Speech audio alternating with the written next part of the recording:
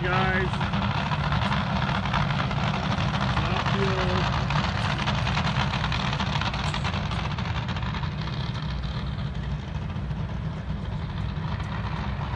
Finally. Here's Brendan Murray, number 7 in qualifying. The beautiful running wild top fueler out of San Jose, California. A single run.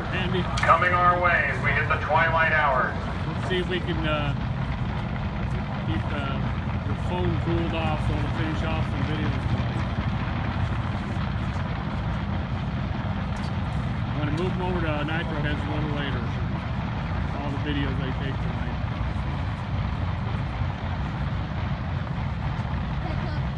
See what Brendan has. He made a half-pass run earlier. Let's see what he's got for us. Single for Brendan. Number 2 in the points.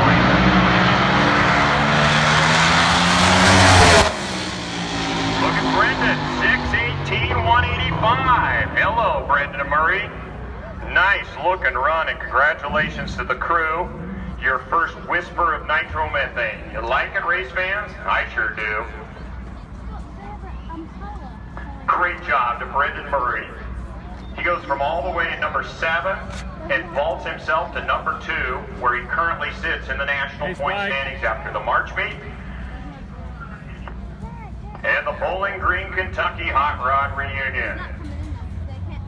Number 1 qualifier, the only 5-second funny car, or 5-second top fueler, is Adam Sorokin at 587. Now Brendan Murray, 618, Tyler Hilton, 625, Dusty Green, 630. Then it's Murphy, Ruskowski, Williamson, and Fry. Thanks. Bye. Hey, Jeff.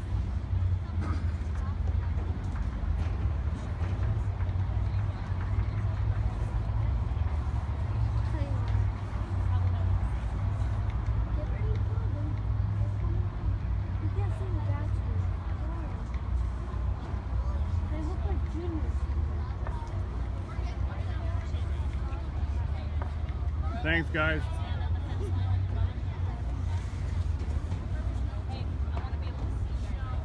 Well. There's a whole lot of guys racing in this program tonight in the pro ranks, and this gal, the Nitro Kitty and Mindy Fry, number 1 in the world standings. Yes, my friends, this is a lady behind the butterfly wheel of the high-speed motorsports top fueler owned by Tom Sheelar. Mindy calls Los Angeles, California home. And she had not exactly what she had hoped for, a good run. The car went out about 60 feet and just started to blaze these little small tires. And she goes, no, we'll wait till tonight. She's a heck of a character. Winner of the Hot Rod Reunion in Bowling Green, Kentucky. Runner-up to Pete Wittenberg at the March meet, the Good Vibrations Motorsports March meet, back in the early part of the season.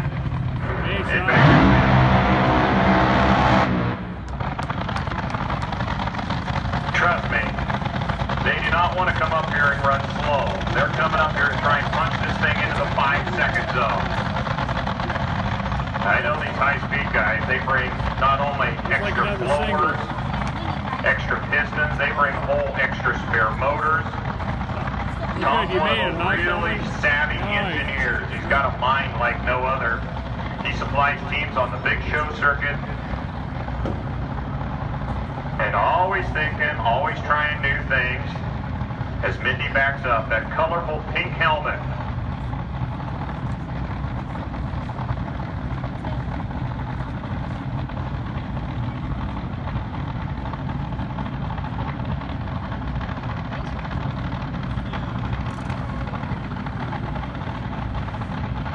Family night, the Pepsi Nightfire.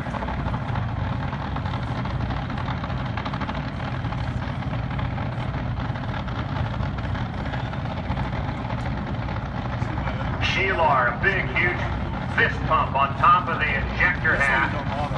And here we go. She'd go hide under the seat. She did not want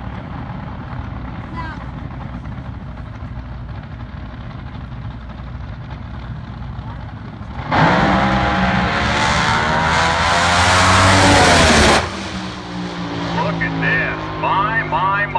Ladies and gentlemen, can I say it again? A jaw-dropping run. She didn't even run it all the way to the quarter mile, and it goes a superb 5.77. Ladies, put your hands together. That's Mindy Fry. Just goes right to number 1. Oh, baby. 213 miles an hour? That's like nothing in these cars. 577. Hey, Daniel. And a little less aggressive this run. They were 102 and 60 foot. When they smoked the tires, it was one flat. What do you think, guys? She But shut boy, off at about the 8 1,200 mile, feet, maybe a little 379 sooner. to 11. If this track doesn't have some teeth in it, I don't know what does. If somebody's quick with their That's flying. keyboard, they could jump over to Nitro Heads and I let want them to say know special we're doing thanks this, to Bob because I Rothmeyer, can't do the this founder over of there on Nitro Quilfiying, Heads. It all won't the way let back me, to the mid-1980s when he it invented won't let me this do a amazing sideways timing view on my system phone, that which has I get been the whole tracking continually almost. perfected So. over the years. Bob was here 1 week ago Hey, Floyd. to give us this incredible new Christmas tree. We were challenged with problems with the magnetos Sean, in it these was nitro moving cars, on. and they were popping fuses and the bulbs on the top of the pre-stage and stage bulbs a year ago. I made a call to Bob 12 months ago and said, if you ever make one of these LED trees, would you please put us on the list? 12 months later, he's a man of his word, and he drove all the way from Silver Thorn, Colorado to be here. He not only tuned up this entire racetrack, giving us all the latest and greatest of everything, but he brought this beautiful tree. We are only the first racetrack in the country to let you know on a copper 77 system. shutting it off They've early, got one of maybe these Christmas 1,200 trees. feet, The only maybe other a two little trees are at sooner. Firebird tracks in Hey, Ken. Vandermeer and in Las Vegas at the new 4-wide track. For those of you that don't know, there's Hey, 4 Bill. very special awards that are on the line this year. Good hearing you down at including Tucson. Best Appearing Crew, Best Burnout. This is for the professional ranks, all of them. Best Header Flames, and Best Backup Girl. And tonight the judging's underway, and it will be again tomorrow. And each one of the winners will receive a beautiful plaque from Firebird, thanks to Mark McCullough. $500 each. Yep. Yeah. That's nothing to sneeze at. So if you got any you're cheering for tonight, don't forget, cheer loud, cheer proud. Mark's As with we get ready for our next pair. The Nitro Heavy, it's Dusty Green the behind the problem wheel of child, Steve Harwood's machine doing the and Brett Williamson the bug contest driving the tonight. tuned up, forever young, Mike Fuller, top fueler. Number 5 meets number 8. Both had throwaway runs earlier today. Jets are later tonight. They'll be coming.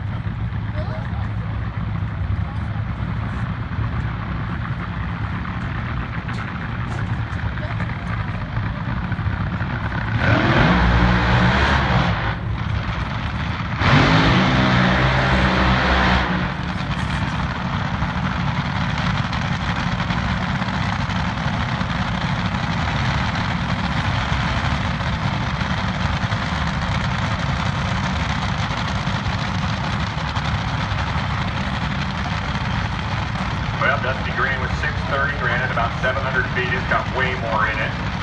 This is a car that Jack Harris, Brett Harris won world championships with. We send the very best to Jack Harris, who has met some challenges late in life. One of our favorite guys down in Kaysville, Utah. Forever young, Mike Fuller won the first Hot Rod reunion like 26 years ago. Here he is today with Brett Williamson at the wheel. Williamson would like a good run here. Mike always puts a full can. 97, 98% nitro in this dude. He is not bad. Very successful business entrepreneur. Steve Harwood is from the greater Denver, Colorado area.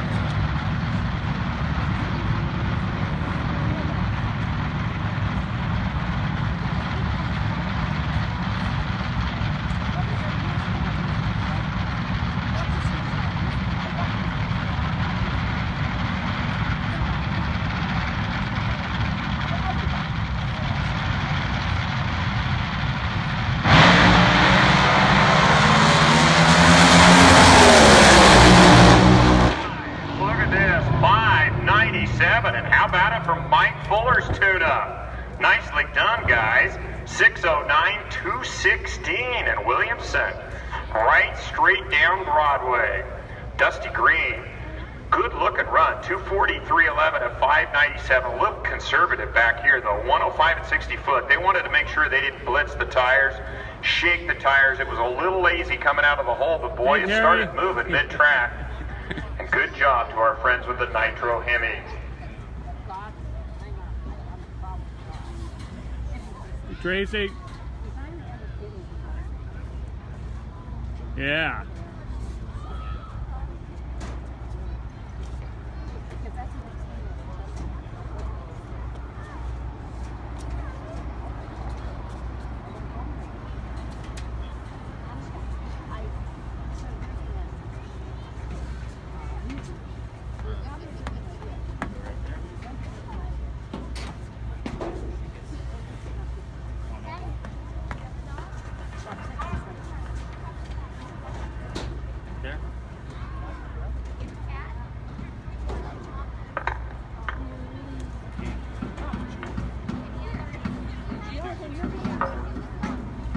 You know, Stevie, I had a chance here to talk to Vader, following Debbie Vader, and she's like, what the heck? Debbie, I'm not going to talk to Bill, he won't talk to me. How are you? Thanks for coming tonight. You're welcome. Thank you for inviting us. You're more than welcome. How's things in Reagan? Wonderful. Yeah. It's beautiful on the mountain, whether it's raining, whether it's snowing, whether it's hot and 104 degrees. It's beautiful. And tell me that the fire is not all that close. Not anymore, but it was kind of close. We've had our share of fires. It's okay right now. Thank you very much. Bill and Debbie Bader, as we get ready, you got a small electrical situation down at the top end, so I popped out of the tower. Hell, you never know. I might be able to come down here and experience what the rest of you are experiencing. We sit up there. Some people call it a Taj Mahal. I love being outside in the elements way more than up there in the tower. You get to feel the essence of this sport. There is literally nothing in motorsports. I mean, IndyCar racing, yeah, it's okay. NASCAR, it's okay. Formula One, motocross, monster trucks, drag racing, truly there is nothing that matches a nitro motor, and especially at nightfall. As we start to see the sun finally begin to crest the top of Pepper Hill, it's added a whole different twist today. This is the second hottest Nightfire ever. 1987, we hit 111. Today we hit 109. For goodness sakes, is that not crazy? 109 degrees, and these cars were out here thundering down this racetrack. You know, the legacy of this track, when my dad started it in 1968, and we've spanned all these years now, just over 50 years of producing events here.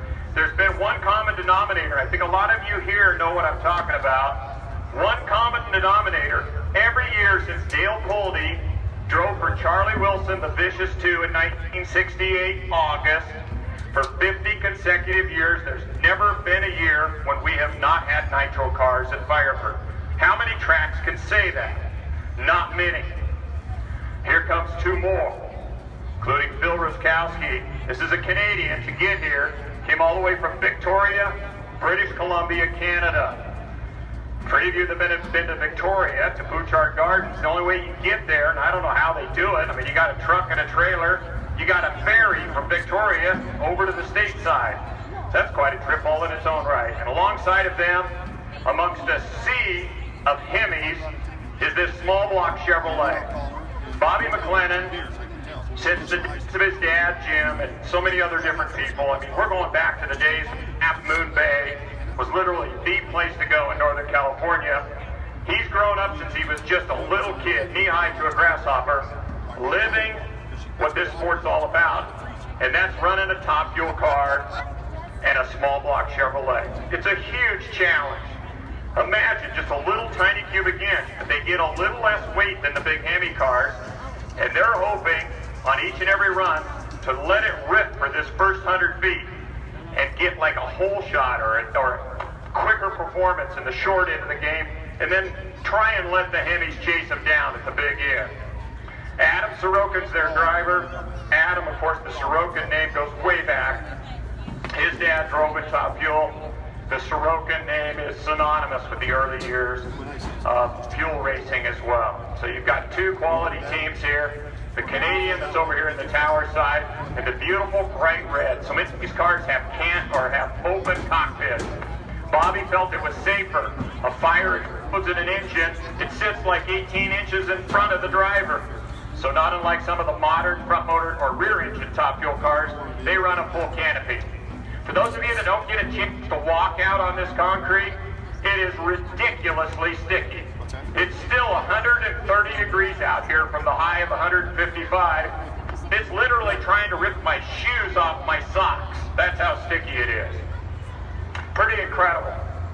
So staring down the gun barrel of roughly 4,000 horsepower per lane as these two drivers, if we get ready to light them up. You ready for nitro? Let's do it, gentlemen. Canada versus USA qualifying here at Family Night. Firebird Raceway, Boise, Idaho, USA. We're all but ready to rock. Gotta love it.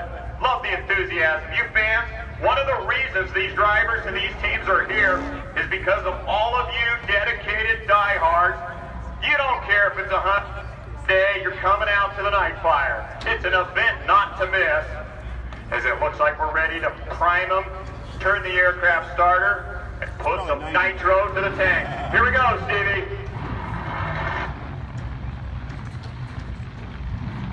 And as we resume, it is Adam Sorokin versus Canadian Phil Ruskowski. Both drivers in this second shot down the racetrack will try to outgun Mindy Fry, who in this session moved to the top at 577 and 213. As Sorokin ran in the opening session, the number one spot was a 587. He got pushed down in this round by Mindy Fry to the number 2 position. Phil Ruskowski had a struggling run in that opening session. Could only muster an 825. He'll step things up big time, there's no doubt about it. As he represents Team Canada here on the tower side of things in the Les Schwab lane.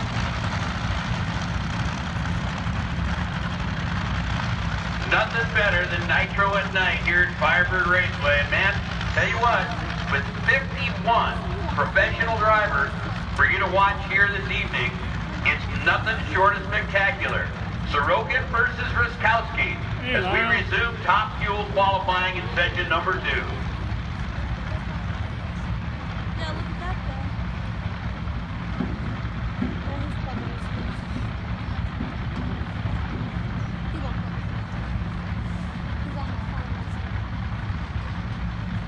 So both drivers move in now.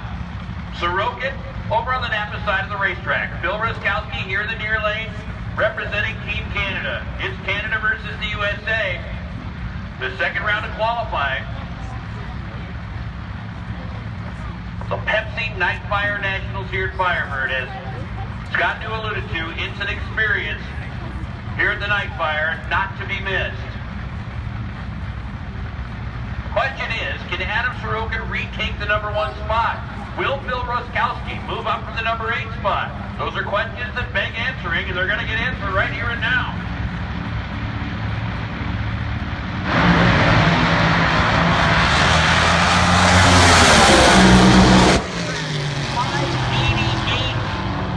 No improvement for him. Unfortunately, I thought he would, but he did not. 588 and a 587 in back-to-back fashion puts Sorokin number 2. Mindy Fry still at the top of the order, a 10th faster than everybody else at 577. 213 in speed for Mindy in that number 1 spot. Pretty good side-by-side duel. Unfortunately for Phil Ruskowski, he was not improving either. 557 still leaves him down at the bottom of the 8-car field, over here number 8 so spot. we can see it live, or I'll post it later. With all the caliber of cars that we have here, I can turn it's my going to be phone interesting sideways tomorrow here on my own as that final page. I session of can't do it qualifying is through scheduled to live happen on around group. 2 o'clock tomorrow Let afternoon. me turn the phone sideways. Allegedly, it's supposed to be around the same temperature and the same track conditions. We'll quickly turn it back down to Scott New on the starting line. I'm with Pete. Tell me about Wally's. You guys ran fabulous at Seattle. Now you're going to run in the heat tonight. Well, we sat the first run out because we didn't think it'd do us any good.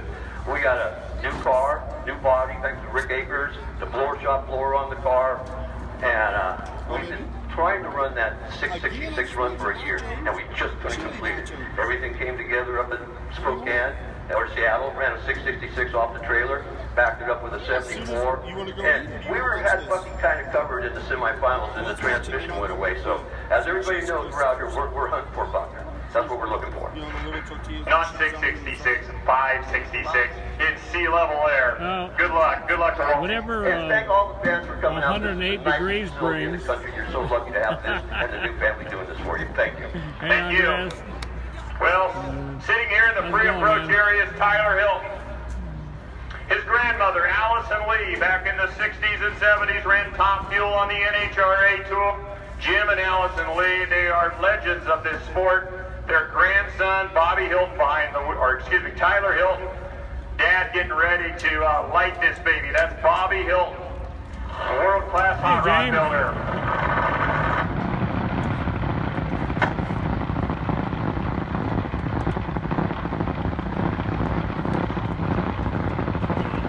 Dan ran real well.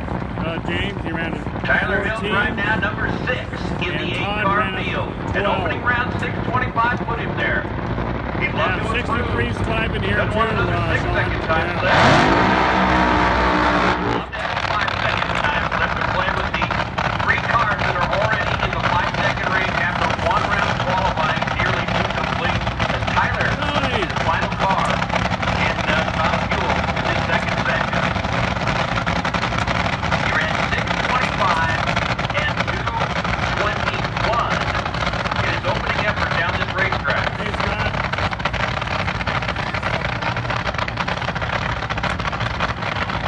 From Cincinnati, Ohio, comes the youngster at 28 years old, Tyler Hilton.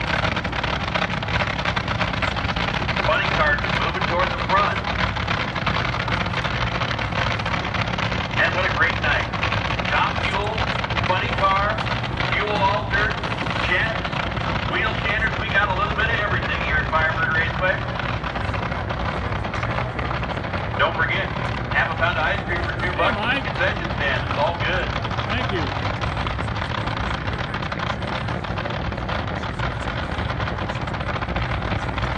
So here is Tyler Hilton. All the last minute adjustments complete. Beautiful. Nostalgia style fueler. Making his way into position here on the starting line. You do, huh? Come on, James.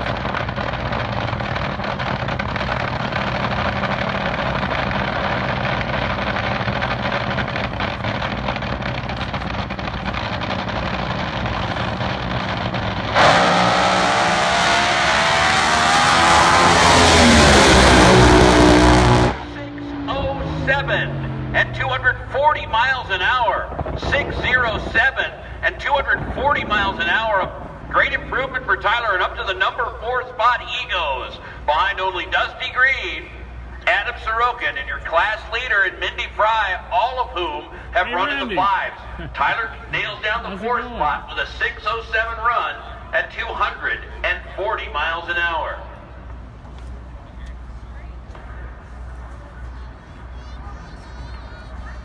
Yeah. Well, Stevie, this is Wally Giavia. His first appearance this season, they had to completely rebuild the supercharger and a whole bunch of things after Tucson. Missed the igniter. Wally loves coming here. I know that, as you heard Pete mention earlier, the crew chief. And he is paired up with, get this, race fans, get this. How many of you here tonight are from Idaho? This AA funny car right here is called Nitro Spud, and the Rice brothers. John Rice behind the wheel is from Pocatello, and he is from Idaho. And tonight, looking to try and qualify for this prestigious field of 8 cars, the main event, or the second 8, better known as the Tater Baker, presented by our friends at Good Vibrations Motorsports. They can hear you right now, race fans. Are you ready for Nitro Funny Cars? A staple of this track since 1972 when the Nightfire first started. The who's who has been here. The Blue Max, the Snake. We've missed the late Tom the Mongoose McEwen, Jungle Jim Lieberman, and so many others. It's been a staple of the Nightfire. And here we are today, one of the biggest fields ever in track history. 18 cars trying to get one of 16 spots for tomorrow night. And this is prime time air here tonight. We watched Top Fuel absolutely blister this track. You can't tell me that these crew chiefs and these drivers aren't licking their chops, ready for a crack at this quarter mile. From Seattle to Spokane. You know, that kind of sounded like a Sunday school procession. You could do better than that, race fans. Are you ready for Nitro Funny Car? That's better. Here we go.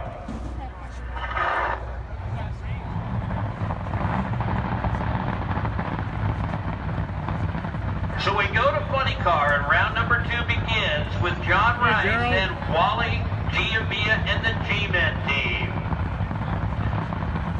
Throw a special happy birthday wish out to Julia Rice tonight. Happy birthday, Julia. As John Rice takes on the G-Men ride of Wally Giavia to begin this second round of Funny Car.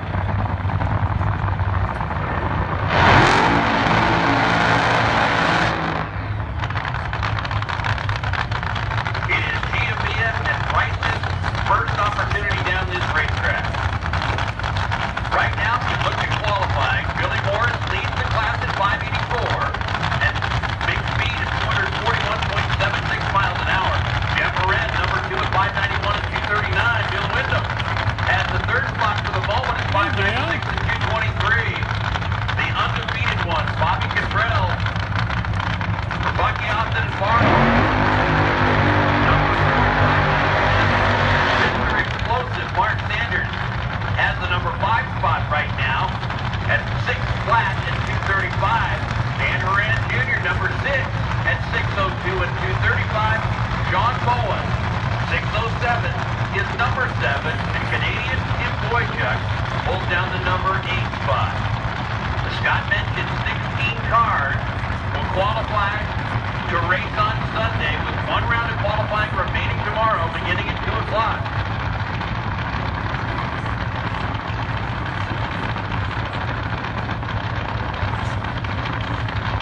So John Rice, that unique and classic Stingray Corvette versus the Dodge Omnibody G-Men ride of Wally Giavia.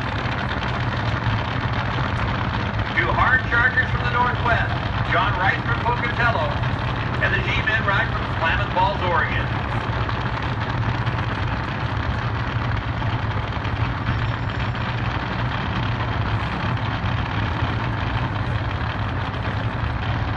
Both drivers roll in carefully to begin staging. And here we go.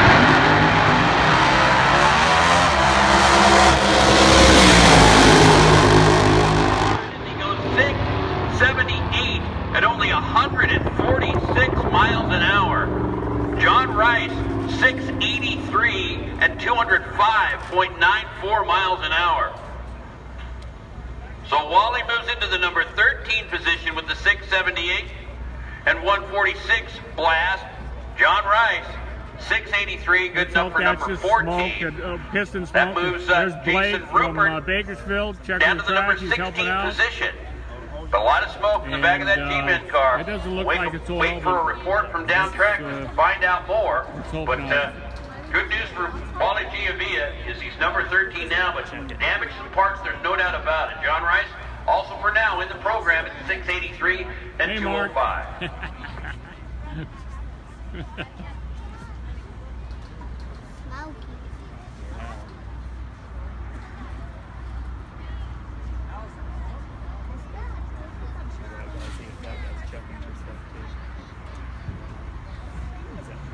Blake Bowser down there checking the track for him. Making sure it's all right. Well, good news is there is nothing on the racetrack, just oil off the headers. Yep. So we'll be able to fire the next pair here in just a moment. Hey everybody, Jim Maroney, Top Fuel. Well, NHRA driver has now joined the video. These guys are all getting ready and they're looking busy. Yeah, good Lots driving. of stuff to do. Jason, Rupert, Brad, how's things? Okay? Okay? Ready to do a little better than last time? What happened last time? track was so good, we were, but at the bottom of the field, nowhere to go but up. All right, it's Brad Littlefield. Ever heard of that name? That's another one that goes way back in the days. His dad and the Littlefield and Rupert, along with Dave Schwartz, they all team up with this, the former world champion.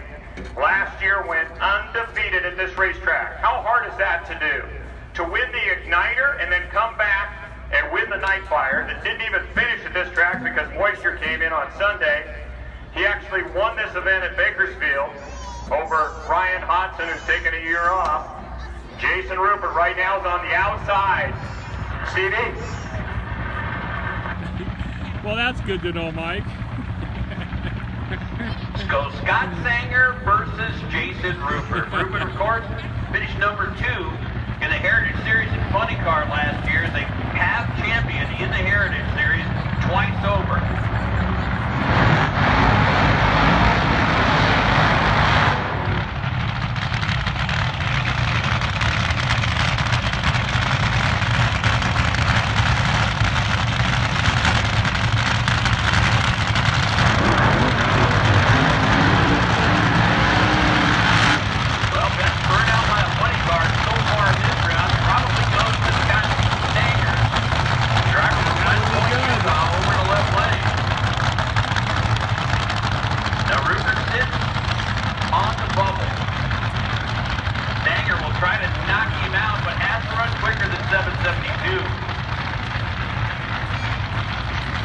Hopefully it won't be a problem as it starts to cool down a little bit. The lights come on overhead. Hey, Michael. It's Rupert versus Stanger. Funny car qualifying. They could do displays, round Mike. number 2 of 3. Hey, Lance. Lance Larson joined us.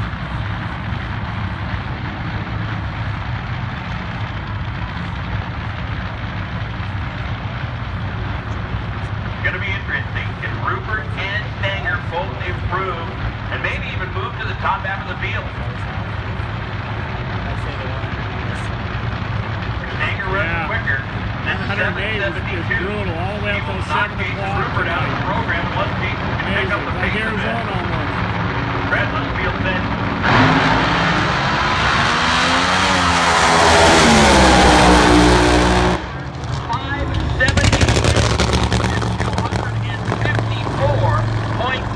miles an hour. The multi-time Heritage Series Money Car champ shows you how it's done. 576, and from number 16 all the way up to number 1 goes Jason Rupert. That's going to make Brad Littlefield a little happier, I think, and maybe next time his answer won't be so brief. Remember what he said. Track was great. We weren't. Well, now they are both great. Track is great. Rupert proved that. Driver was great. Tune-up was great. Ben Connor joined us. 576 is the result as we go back down to Scott New. Great fire suit. Frank, you got to be proud of your son. Safety equipment. I'm very proud. That was an impressive run. Well, you do it too. He's damn good, I know that. Thanks for being here. Well, I'm happy to be here. It's Frank Rupert. That's Jason's dad. A man of few words, but a man that speaks volume. Hey, Gary. It's one of the reasons we all do this. It's guys like that. Great to have Frank here. Look who's coming up next. This is a 74-year-old, yes indeed, my friends, from Utah. Comes Garth Whittison alongside of one of the great names, evil, wicked, mean, and nasty. It is Justin Taylor. And here goes another pair. Yeah, I got some there. Oh, you got some now? Hey, Lee. Funny car continues, and up next is second-generation driver Justin Taylor. His dad, Dennis, the car owner, gets to watch his kids driving one of my favorite names in drag racing for a funny car, the evil, wicked, mean, and nasty ride of Justin Taylor. Racing Garth Whittison, Cooper, Utah.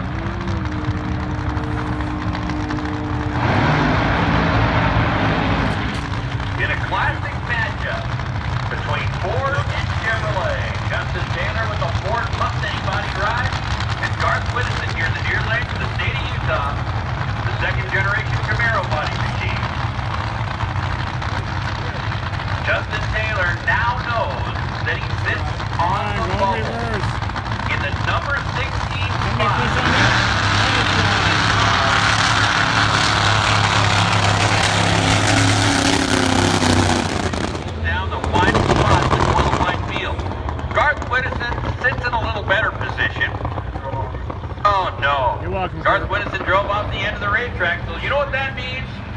He couldn't get it reversed, and that also means that Justin Taylor will get a single run over on the left-hand side of things.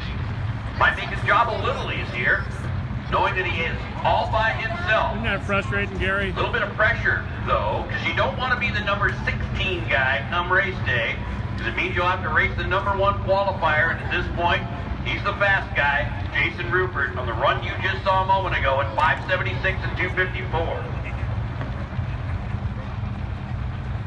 So JT rolls in, solo run, left-hand lane.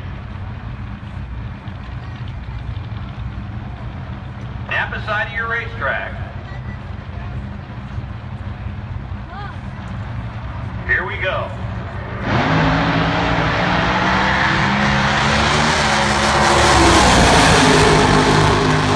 Taylor 708, no improvement there. 708 and 194 for Justin Taylor. So he'll stay number 16 for the moment. And look forward to that final qualifying session around 2 o'clock tomorrow afternoon.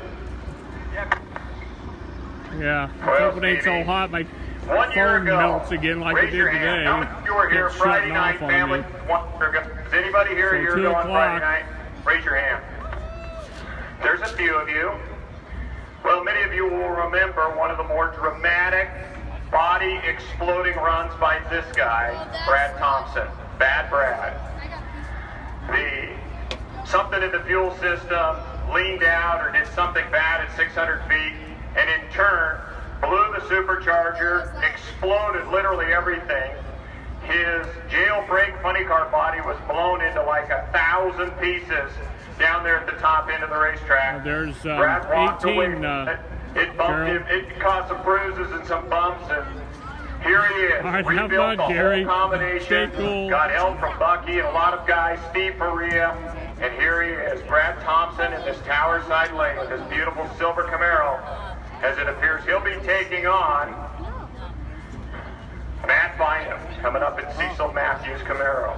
Now, for those that follow NHRA Big League drag racing, Matt Bynum is one of the key crew members on Connie Coletta's Top Fuel Funny Car operation. Every weekend of the year that they're racing, he's at that event. This weekend, they have off. After 3 races back to back to back, Denver, Sonoma, and Seattle, Matt has a weekend off. Hey, and what does he Jason. do? He gets behind the wheel of Cecil Matthews, Made it back home, huh? Nitro Nick Camaro. You're welcome. For all of you that are here tonight, that were here last year, and the rest of you that are here, how about joining with me in a warm applause as we welcome back Brad Thompson to the Nightfire. Woo.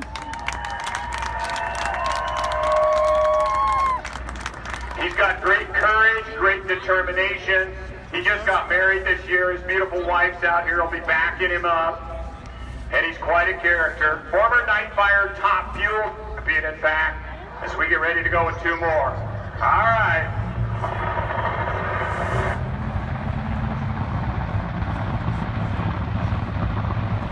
So it's Matt Bynum, it's Brad Thompson, it's round 2 qualifying Nitro Funny Car. Bynum right now, number 12 qualifier, will match up with Brad Thompson, who's right ahead of his 1 position, number 11.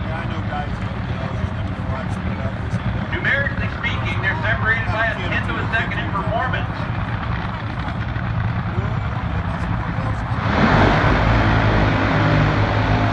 Matt Bynum's opening run at 6:45. Brad Thompson, in his opening run, a 10th faster at Good to hear 6:35. it. Gerald, thanks. So it's Thompson versus Bynum. Michigan versus California, geographically speaking. Matt Bynum, a drag racer at heart. No doubt, after the Western swing, the 3 back-to-back races, in national event competition, he jumped from crew guy to driver of the Nitro Nick Funny Car Camaro to face Brad Thompson in the beautiful System 1 ride here Tower Side. First generation Camaro body machine for Thompson, second gen Camaro for Matt Bynum.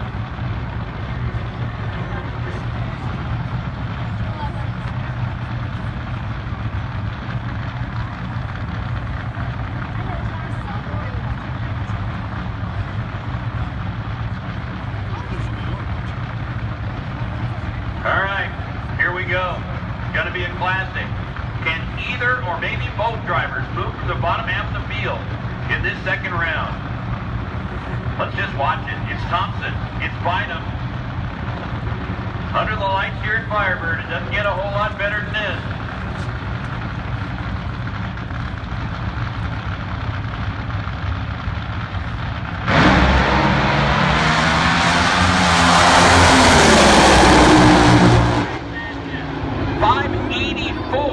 For Matt Bynum, 249 miles an hour, and that moves Matt Bynum from the bottom half of the field up to number 2 behind only one guy, Jason Rupert. Bynum in a beautiful run, 584, big speed at 249.95 miles an hour.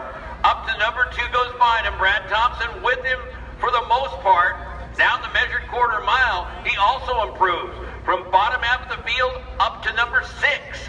To 596 and 228 miles an hour for Brad, and that System 1 ride, Tower Side. Well, Stevie, There's a little jostling in the run order as we go back down to Scott.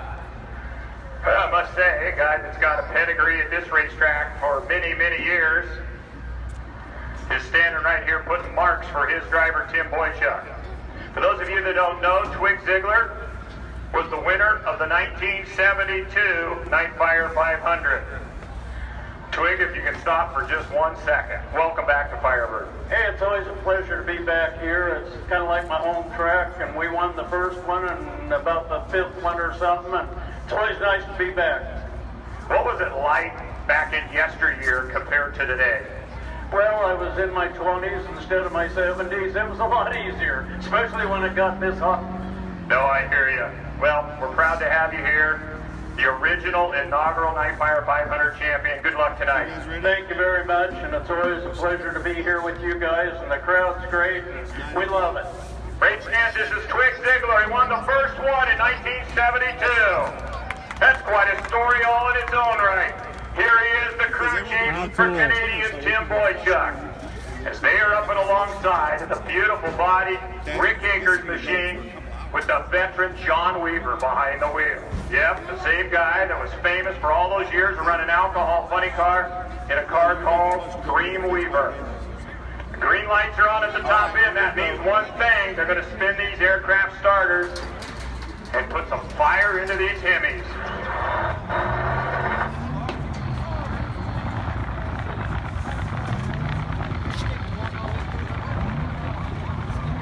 So once again, it's Canada versus the USA. Grandpa Tim Boychuk going to expect a second grandchild in less than a month. His daughter Angelina is expecting. So Timmy, the Canadian, the happy hour funny car, taking on John Weaver, the only guy I personally know whose mom used to run a monster truck professionally.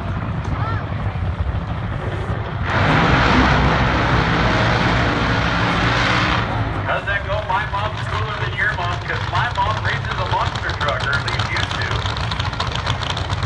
So John Weaver and Timmy Boychuk. Again, Canada versus the USA. Remember, we've been mentioning throughout the course of the weekend, there's some bonus money for best backup girl. There's also bonus money in the form of, I believe, $500 for best burnout in the professional categories. All the teams know about it. You got to meet some of them during that autograph session earlier today. Remember, we got one more round of qualifying after this one, but it comes up tomorrow afternoon too.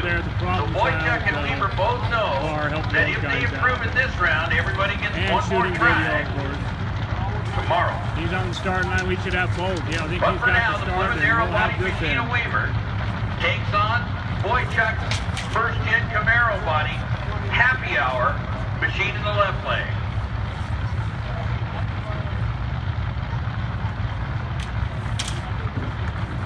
Both drivers are in the show right now. Weaver number 12 and Tim Boychuk number 11. Now both cars are primetime candidates to move up in this session into the top half of the field, and that's really their mission and their hope.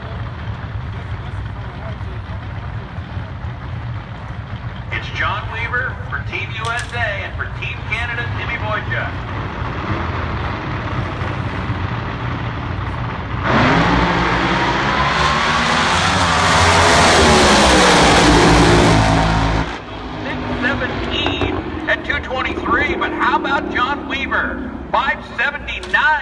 John Weaver goes from the bottom half of the field all the way up to number 2. Behind only Jason Rupert, John Weaver sits at 579, number 2 at a speed of 243.94 miles an hour. Nice job for John Weaver as he moves up into the top half of the field and completes his mission up to the number 2 spot. Nice work. Wow, that was wicked, Stevie. That thing was really, really hauling the mail down there to about 1,200 feet, and then you could see a little flash fire and then a huge explosion of some type. I didn't see much fire after that, but a lot of smoke. Man, they were throwing down. They were not coming up to the plate as we now have an all 5-second 8-car main event field at 5.97. We kind of hedged a bet. We kind of thought perhaps we'd see an all 5-second field. No guaranteed, especially when you have these kind of temperatures, but it's finally starting to get comfortable out here. And you could tell by Weaver, that team had it really amped up, big time. Well. As they're going down to check closely on the track surface, I don't know exactly what we may have. Sometimes you get oil. Today they run belly pans, they run diapers, they run all kinds of stuff to try and preclude putting anything on the racetrack. And they'll check closely down there at the big end. A lot of times these diapers today, in the olden days, we'd have been out here for hours and hours cleaning up with pre-sweep. Not anymore. The majority of the time, the track's A-okay. Well, let's focus our attention to the starting line. You have before us, my friends, the number 1 car in the world standings who has won every single event this year with exception to the Igniter Nitro opener that was won by Jeff Moran. This is Bobby Cottrell. He drives for Bucky Austin, O'Brien, and a whole fleet of other people, including Bucky's son, Dennis. And this machine has been nothing shy of spectacular this season. Their run this afternoon, it was okay. Nothing great, but everybody was just trying to get an okay run in the heat. Probably the hottest day any of these funny cars have ever run in their career. Now, Bucky Austin's been running for pushing 50 years in this sport, so he's probably had a few hot days himself. But this was, no question, a very, very hot day for qualifying this afternoon. It's supposed to cool down like 10 degrees tomorrow. We'll take it. It's still supposed to be warm, but it's not going to be anything like it was today. Our long-distance travelers by way of Long Island, New York. Indeed, my friends, this is the team owned by Tony DeBoer, Michael Bartone. And at the wheel from the great state of Michigan is Sean Bowen. His brother Scott, family built this race car. They do this for a living. Hey, Dave. And every year I get a chance. They're still down checking things out. I got a minute or two. Michael will probably talk to me. This is the man that has put the whole investment behind this deal. Welcome back to Firebird, Michael. It's great to be here. Tell us about this story. You're thousands of miles from home. It's incredible. This car has run well. Very simple. I hate money. That's why I come here. Because I hate money. You've never been one to be bashful. You tell it like it is. So, happy with this afternoon? Yeah, we're trying some new stuff. It's still a work in progress. We kind of went backwards in a couple races and started hurting some stuff. And come try. We're out here. Keep banging on it. That's all. It's kind of interesting. Just a few weeks ago, you're in Mission, British Columbia, Canada, like at virtually sea level, right there on the Fraser River. You come here and we're 7,000 to 8,000 feet above sea level. I mean, it's like two opposite ends of the planet. That seems to be the whole series, if you think about it. One's up, one's down, California, and you're in Kentucky, and that's another situation. So it's just what it is, You just gotta take a lot of notes and try to, gather a lot of data and come back next year and be hopefully that much further to know what you're doing. That's the bottom line. Well, we just appreciate you being here. Looks like they got a little bit of stuff on the ground, so they set the truck down Next to year. do a little sweeping. From what I understand, I've never talked to you about this too much, but you are in the paving business in New York. Yeah, we do a little bit. A little paving? Do you like paving New York City or Long Island, or where does paving take place back there? We pave from all 5 boroughs of the city all the way out to Montauk Point on Long Island. And have you done that since you were a little guy? I've been involved in the business probably since about 16. Started full time when I got out of high school. I was too dumb to do anything else, so. But it all worked out. Yeah, that's good.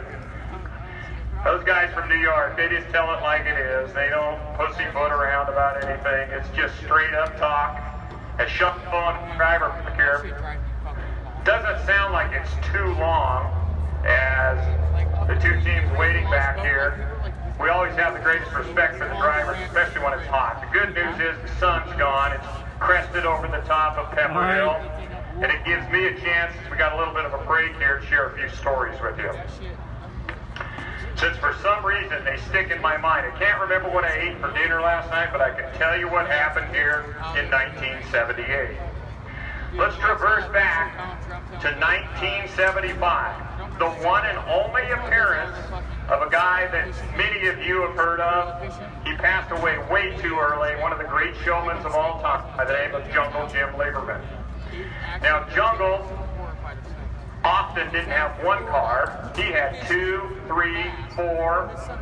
From the eastern side of the country, he managed all of these cars. Often he would be booked into 4 racetracks, and there's only one Jungle.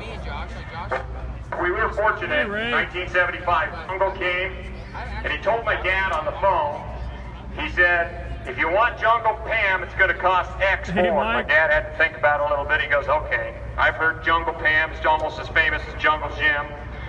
She came.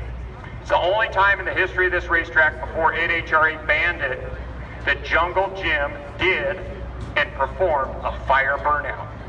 Now, I'll give you the background on a fire burnout. One of the reasons NHRA got rid of it, it was spectacular to watch. They pour a whole bunch of raw gasoline down there instead of water.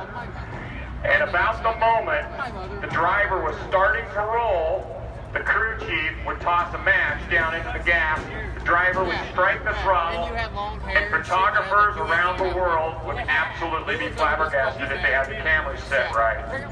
Incredible photography. It was a sight to behold. The only problem was, I don't think it ever happened, but NHRA could anticipate or probably envision what happens if the time the guy hits the throttle and the thing loses fire. Well, you'd probably catch the car, the body on fire, the driver would get burned. I mean, nitro is not exactly a non-explosive item.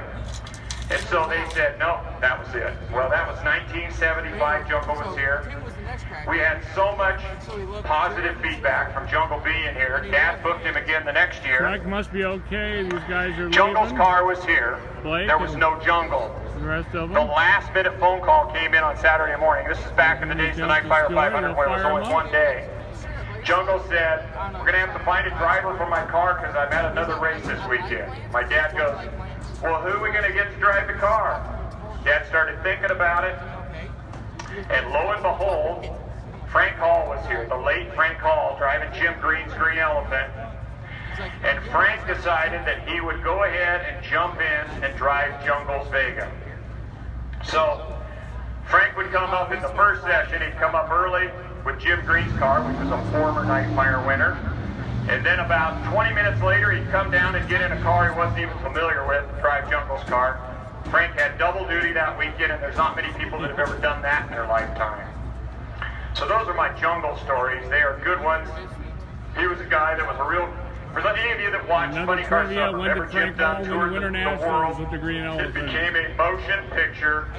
Back in Englishtown, New Jersey, Jungle Jim is the one, and I can't do it as well as he did it, but he's the one that said the immortal words, drag racing is far out. I don't know how many of you saw in 1974. I must have watched it 100 times when I was in grade school and junior high. The movie Funny Car Summer, as they went around the country, going from track to track. They even went to Bonneville Raceway down in Salt Lake City. And those were the days when Jungle, he was one of the all-time great match racers. He won a national event or two. Hey, Timmy. And I finally got an opportunity at the SEMA show 2 years ago to visit with Jungle Pam. She's quite a character. Her name's Pam Hardy, sweetheart of a lady. And she had nothing but fond memories of coming to the Nightfire and Firebird Raceway, and she paid us the highest of compliments. It was pretty cool being able to visit with her, to be quite honest. Well, on a normal night, you might go to a drag race, and you might come out and see 4 funny cars, maybe 6, maybe 8. But with 18 funny cars, they're still lined down the staging lanes, and it just doesn't get any cooler than this. And right behind them, the wild and woolly AA fuel alternates. Well, the good news is, here comes 2 headlights back this way, since I don't have my radio on. That usually means a good thing. That means the cleanup went pretty quick, and the safety team, or the starting line crew that started at 7 a.m. this morning, still working their butts off. That's probably somebody you could do me a favor for. How about a hand for the Firebird track staff? These are bust-your-ass people, and they're doing it for all of you, babe, and for all the racers as well. These racers love the crew here at the raceway. As we'll wait till the top end gets clear of any of the equipment, waiting for a report back this way. So Bobby Cottrell and Sean Bowen waiting in the wings. 2 opposite ends of the planet. Bobby's from Southern California, Sean Bowen from Michigan. Sean Bowen's won a lot of races in his career too. He had his own personal funny car, bright yellow Trans Am, won IHRA World Championships, and won a lot of events. You know, several of these teams this weekend, and I talked to the family that operates Martin, Michigan, and we had a nice conversation at the PRI show. They could be back in Martin, Michigan. They run some really big races, one in September and one this very weekend, but they chose to come to Boise. Pretty cool deal. Shows you where it rates on the popularity chart with so many of these different folks. So just a little more cleanup. Maybe it's down just there at the top end turn. Stevie, I'm going to send it back up to you for a minute before I catch my breath. Well, the cleanup is continuing on the racetrack, and we apologize for this hopefully brief delay, but remember the concession stands are open. If you waited until now to grab something to eat, you might quickly run over and grab something. If you're of age, adult beverages are available from the concession stand as well. If you haven't purchased a Pepsi Nightfire t-shirt or other souvenir item, quickly can do that as well. No. I don't know if they're sold out on ice cream, half a pound for $2, but you could go to the concession stand and purchase some ice cream. Hopefully some still available. I know they have strawberry, vanilla, chocolate, chocolate chip mint. We've got Rocky Road. Cookie dough ice cream was available at one point or another. Remember that for tomorrow, because they'll reload tonight. Have it for sale too, again tomorrow afternoon. And remember, there is that final round of qualifying in all the pro classes that will take place at 2 o'clock. Hey Stevie, can I cut in? Absolutely. So Weston just came down from the top end of the track. I thought they were checking maybe oil on the track or whatever. Give me the updated report there, our starter, Weston Nichols. Well, we had a really fast run, and she decided to let go. But hey, Rich. Fortunately, we have a lot of room down there at the top end. And now we're loaded up and we're headed back. That's how this works. 150 feet off into the wheat field he went. Was it a late shoot, or did you ever hear no shoots or late shoots? There was shoot, everything was normal. The car just did not want to slow down. Oh, the brakes didn't work all that great. Well, to be looking that over. So he got a bit of a pucker experience. And his trip, I don't think he's been off the end of the racetrack here before, but it's not perfectly smooth. You don't want it perfectly smooth. You want it to slow the attrition of the speed of the car as it goes off into the wheat field. So the second vehicle to take care of lawn duties, my brother John and Gary normally take care of all the mowing at the racetrack, and we're getting some extra free help down at the top end runoff. Fortunately enough, it's not a catch net. These drivers have the faith that there's another quarter-mile down there. It's not sand, it's not a catch net, which could destroy a race car. I can tell you 150 feet can tear up the body pretty quickly. But it sounds like they're okay. They're loading it on the rollback and making the turn. What? Sounds like 1 or 2 minutes. That's good news. So 1 or 2 minutes. The teams are ready, I can tell you that. The drivers that have been strapped in there for the last 15 minutes at 1,800 temperature, and then just throw in some more, like sweat boxes inside these roll cages. Probably 90 something now. So we're not too far out. You're welcome. Thank you, Garrett.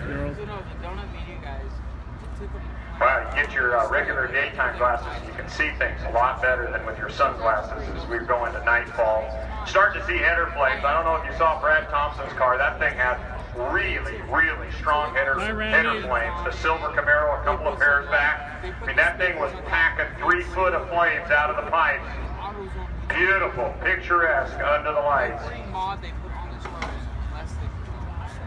Well, what do you think? Are you getting bored by my stories? Are you bored? Is it okay to tell a few of these once in a while? All right, thumbs up, just checking it out. We got to fill time with something. I mean, I'd come out here and try and do somersaults, but my back would not last 1 minute doing jumping jacks or somersaults. So, wow, look who's here, ladies and gentlemen. Olympic gold medalist Kristen Armstrong. How about a warm welcome? Welcome to Firebird. Oh, it's good to be here. This is a different scene than I'm used to, but it's been a lot of fun. Well, you had a bicycle race here not too many weeks ago, and we had some world-class athletes finishing right here on this tarmac. Yeah, it was definitely a hit. You know, I don't think that, in fact, I don't think I've ever met a cyclist that has ever finished a bike race on a drag strip. So I wanted to bring something really unique outside of potatoes to Idaho. That's wonderful. Well, have you been to a drag race before?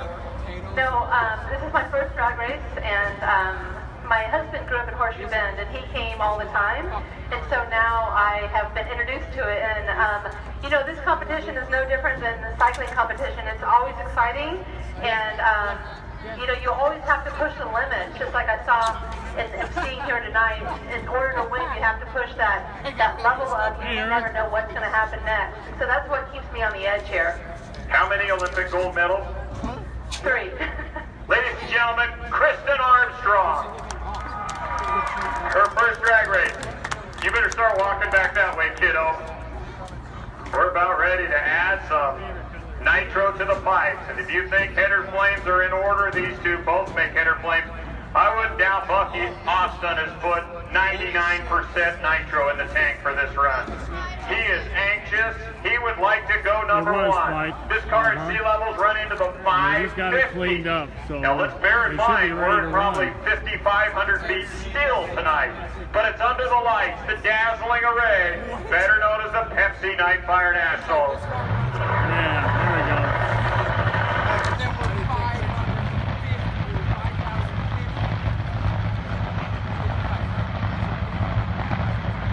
Macon.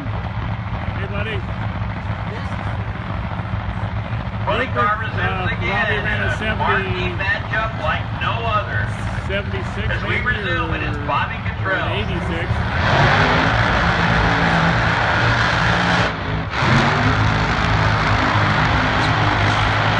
Racing for one of the legends of our sport is Bucky Austin, the car owner, Steve Arnold. Cottrell right now finds himself in the number 8 spot on the bubble. John Bowen with luck. Hey, John. Jumped into the E-League. Thought you were here working. 8 cars raced Get back on to work. Sunday. Remember, we've got that final round of qualifying tomorrow. The bottom 8, or the bottom half of the 16, will race for the Cater Baker title. So Cottrell and Sean Bowen, match wins under the lights here at Firebird. My favorite part of any race weekend here at Firebird is night racing. And Firebird Raceway has the privilege of having some of the best lighting, courtesy of Musco Lighting. Give him a few minutes after this. Sport of drag racing has never seen. It is well lit and fun to watch at night here at Firebird. Bobby Cottrell and Sean Bowen will wage war right here and right now. Cottrell from Whittier, California, and Sean Bowen from Goodrich, Michigan. For Tony Bartone, it's Bartone, Tony Bartone versus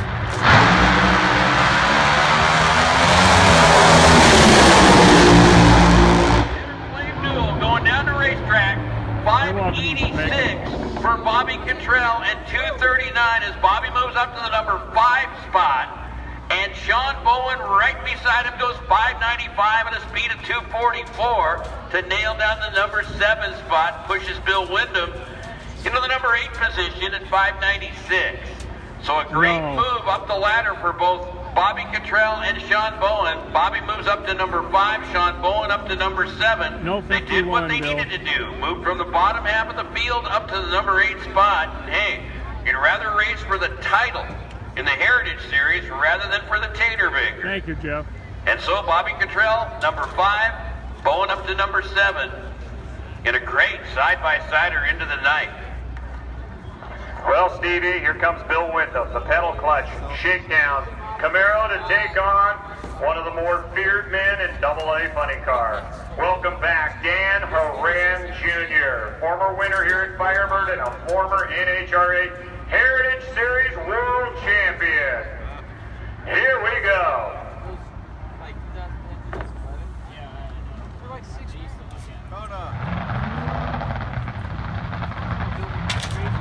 Bill Windham hails from El Dorado Hills, California. His 69 Camaro body machine takes on Dan Horan.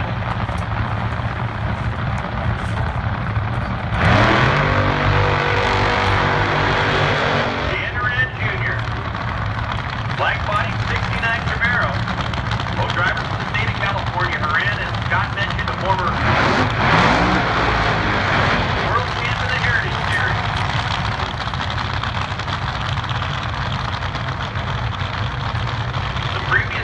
any indication, this should be dynamite.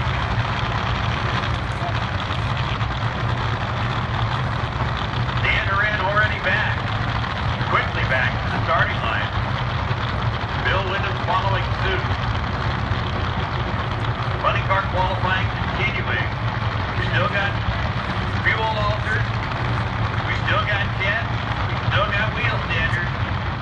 Still got lots of qualifying left. Here in the funny car segment of our show.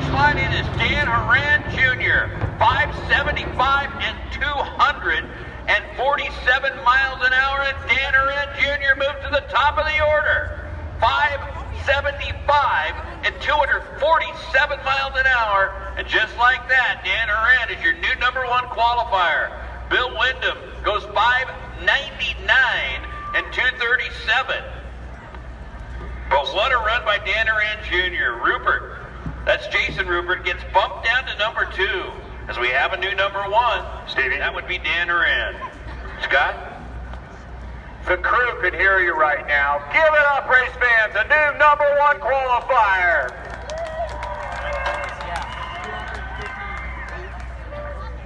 Brian Holmes is down here filming for Channel 7 tonight. Brian, what do you think of the drag races? What was that?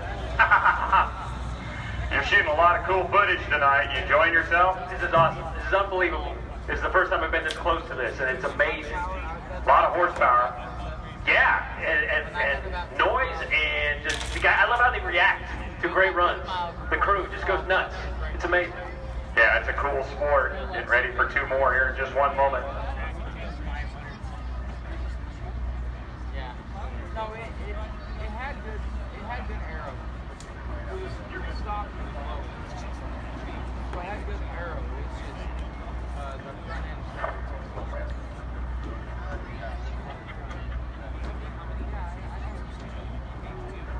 Well, here we go. Jeff Moran and Mark Sanders, California Hustler and Mr. Explosive. You're welcome, Ray. Go to Caroline.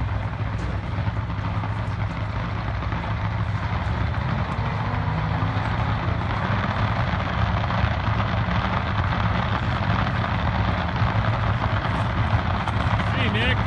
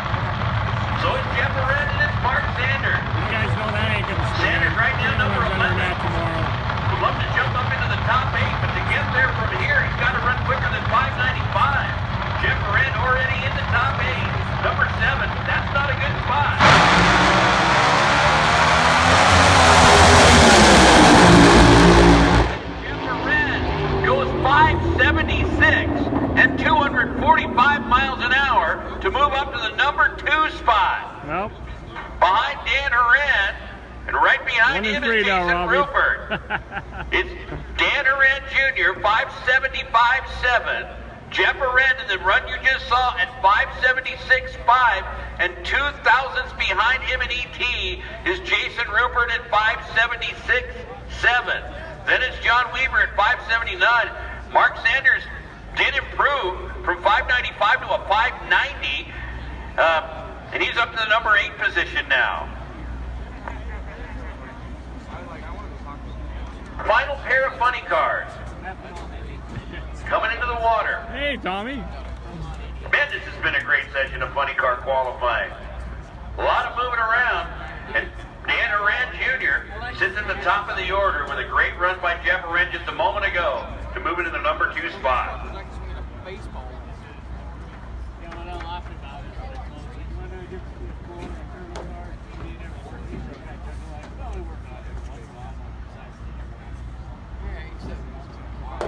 You're not putting pieces of rock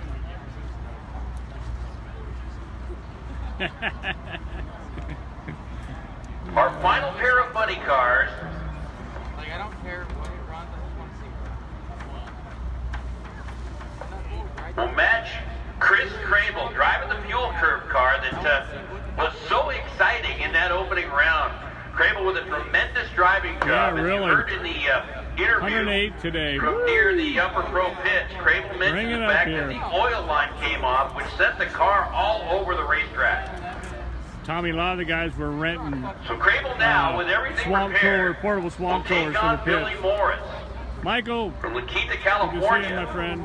It is 69 Camaro Tower side. Now, Billy Morris, coming into this session, remember, was number 1. But now he's all the way down to the number 6 spot. So it'll be Crable and Morris as your final pair of funny cars here in just a moment. We quickly check the racetrack to ensure there's nothing on the racing surface before we fire this final pair in the funny car division.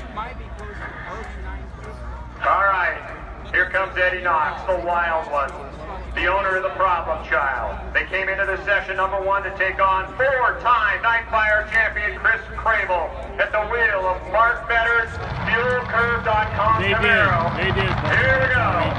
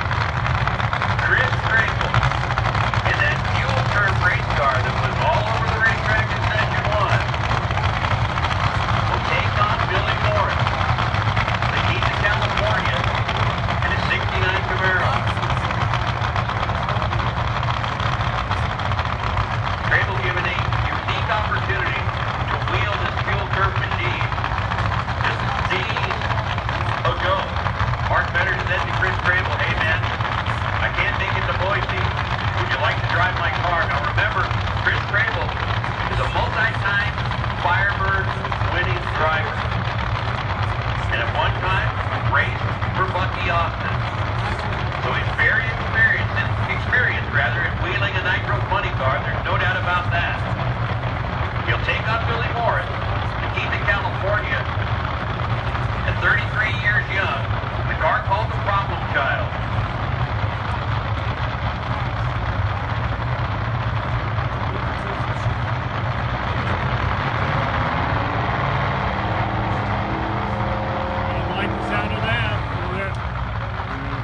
Bill. Yeah, still running.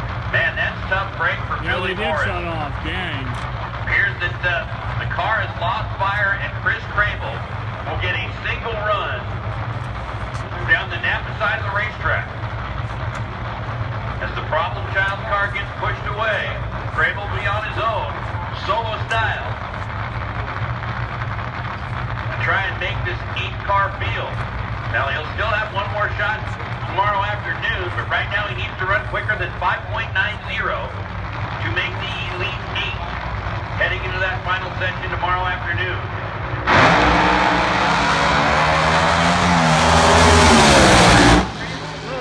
How about 601, 205 miles an hour, 601, 205, 16 for Crable. He was .973 at 60 feet and 192 miles an hour at the 8th mile, culminating in a 601 run at 205 on the single.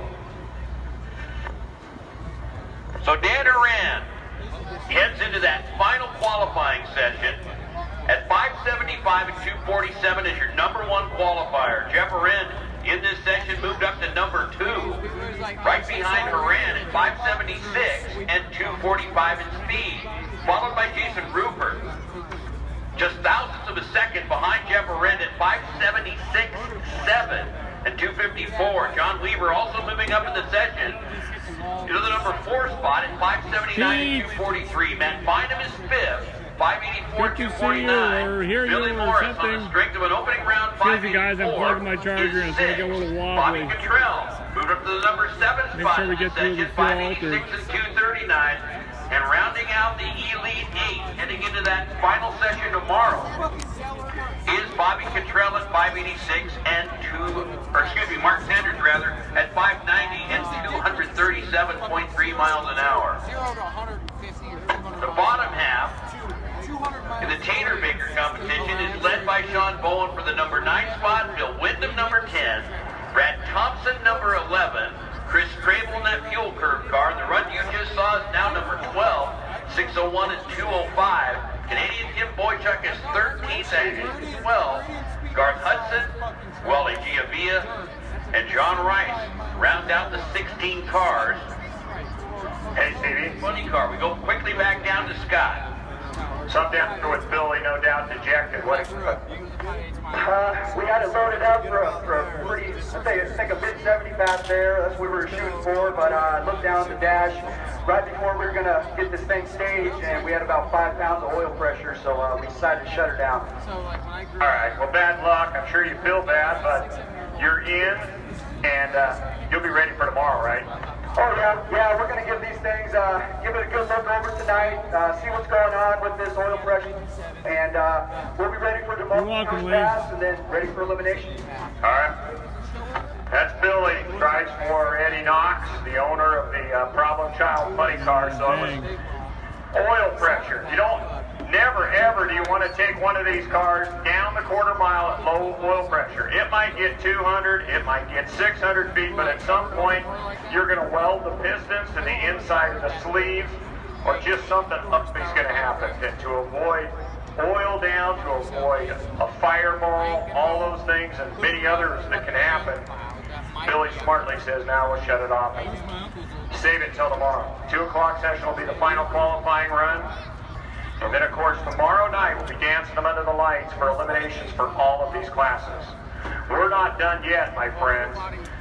The bad boys, known as AA Fuel Alters, are getting ready to come our way. We'll clear off the Problem Child. Yeah, they're a little bummed, but hey, they got a good run at 2 o'clock. They were the performer of the heat session and getting ready to come around. Looks like our first 2 AA Fuel Alters. This is where the header flames at night literally comes into play. The pumps on these cars, they can literally run whatever they want. The equalizing factor is that they all run on an index. Now, qualifying, the index, it will put you into a position in qualifying, but it doesn't mean as much as you might think in qualifying. Eliminations at 6 flat will be important tomorrow night, but these cars can run twin mag. They can run 2 spark plugs per cylinder. They can run giant fuel pumps. Yes, fuel whatever the crew chief and the car owner wants to run, they can run. 9 of those Top here. Fuel Funny Car, they're very restricted. Only certain sizes of fuel pumps. Old, very new, small superchargers. And there's a lot of things, because those are unlimited classes, it keeps a little parity in place, I guess you might say.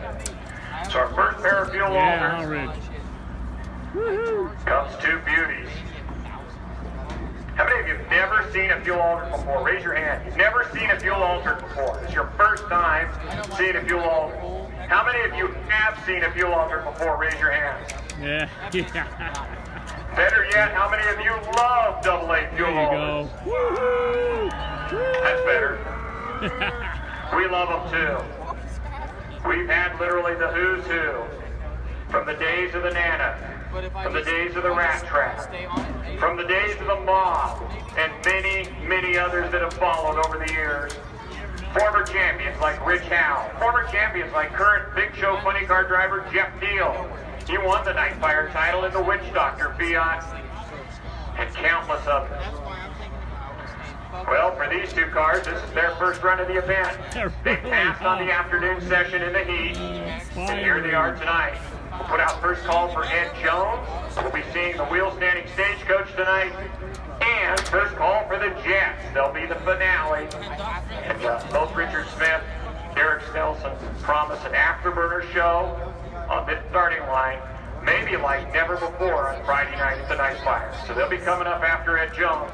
But before that, we got a lot more nitro to burn. What do you think tonight, race fans? Have you enjoyed the show thus far?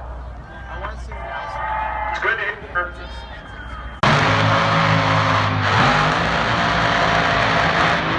Doesn't get a whole lot cooler than fuel altered this night.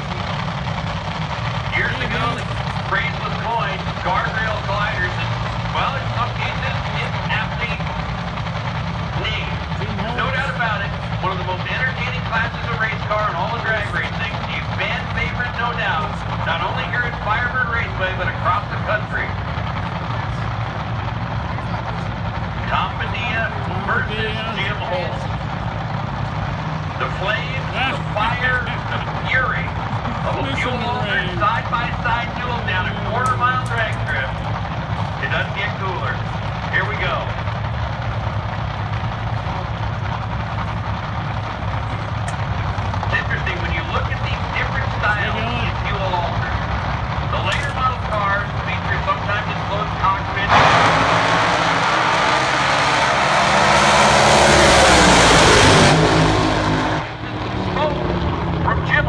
Car as he goes 718 and 152, 648 for Tom Padilla.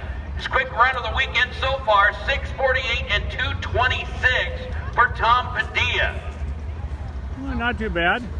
Maybe more important, the smoke just across the finish line by Jimmy Holtz as he runs 718 and 152 miles guys, an hour. my son Dylan just joined us. He's in the Navy, serving our country. Hi, Mike Thompson. How you doing, man? I don't think there's anything in the track. That was just a little bit of piston smoke. So we checked the racetrack to make sure that there's no liquid or anything else on the racing surface. Well, Stevie, from my vantage point, big flash of fire at about 1,150, 1,200 feet. Boise, hard to Richard. tell from here because cars are going away Nightfire from you. Nationals, The right 47th bank, year. big flash of fire on the right side. Looked like the fire went out pretty much instantly. But he had his hands full, as he's probably full of oil right now all over his fire suit. Jim is still up in Chicago. When you got oil all over your my son face Dylan mask on your helmet. and soon to be down in Florida. We're looking and watching one of them Look at the planes, all the SpaceX cool launches equipment. on one of his Brand new racer to the fuel altered ranks. Ran comp eliminator, ran mid-sixes here at the Igniter. Matt Leonard driving the Nitro Rat from the state of Utah. And there alongside is the defending champion with a new gun behind the wheel by the name of Dave Giles. Brian Hall a year ago that won the Pepsi Nightfire Nationals with a car they call the Tramp. What a name. Fiat. Hi, Serena. Topolino coming up shortly. That's Randy Bradford. He was here 1971. We'll be seeing him. We'll also be seeing Todd Serena, Miller. my daughter did a We got the Bantam Roadster GoFundMe of the for her Tramp. cat. It's on my page. The High Heaven that features the beautiful Phantom Roadster of the Callan family. This is a T Roadster body in the left for Matt Leonard. Colorful guy, fun to talk to. His first run wasn't a very good one. Something wasn't set quite I know right. you guys so are they're dog looking people, to but you know. reset the peg, and looks like we're ready to go. So Matt Leonard, the Nitro Rat, ready to take on Dave Giles, new gun behind the wheel. Brian Hall, the entire crew. There's a new owner involved in this car, and the Tram. Wait for the header flames on this one. The Tram is legendary for the flames at night. Woo!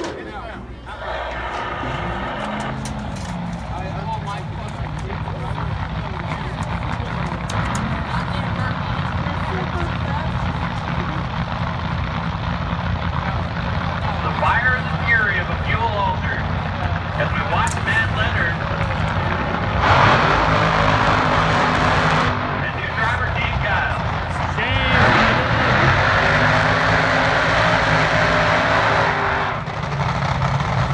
Work our way through this section of qualifying of fuel altar. I'll throw out a happy birthday wish to Karen Hitt, part of the Heat Seekers AA fuel altar team, coming up here in a bit.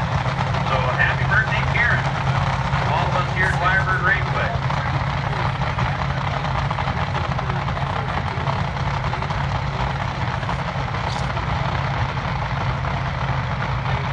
Both drivers making their way back to the starting line. Remember, there's a burnout contest in the professional ranks to be decided. For best burnout, there's a cash award. For best backup girl, there's also some cash on the line. But here they are, Matt Leonard, Dave Giles.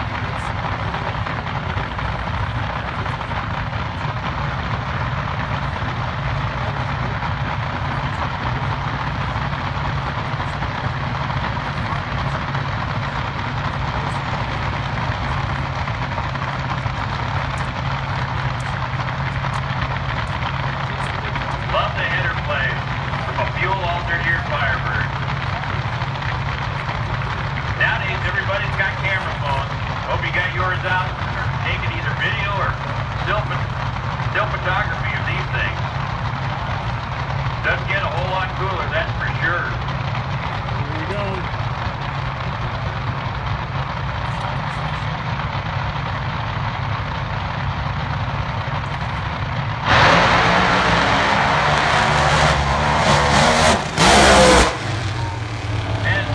Matt Leonard goes 698 and 151, a wild ride for Dave Giles here tower side.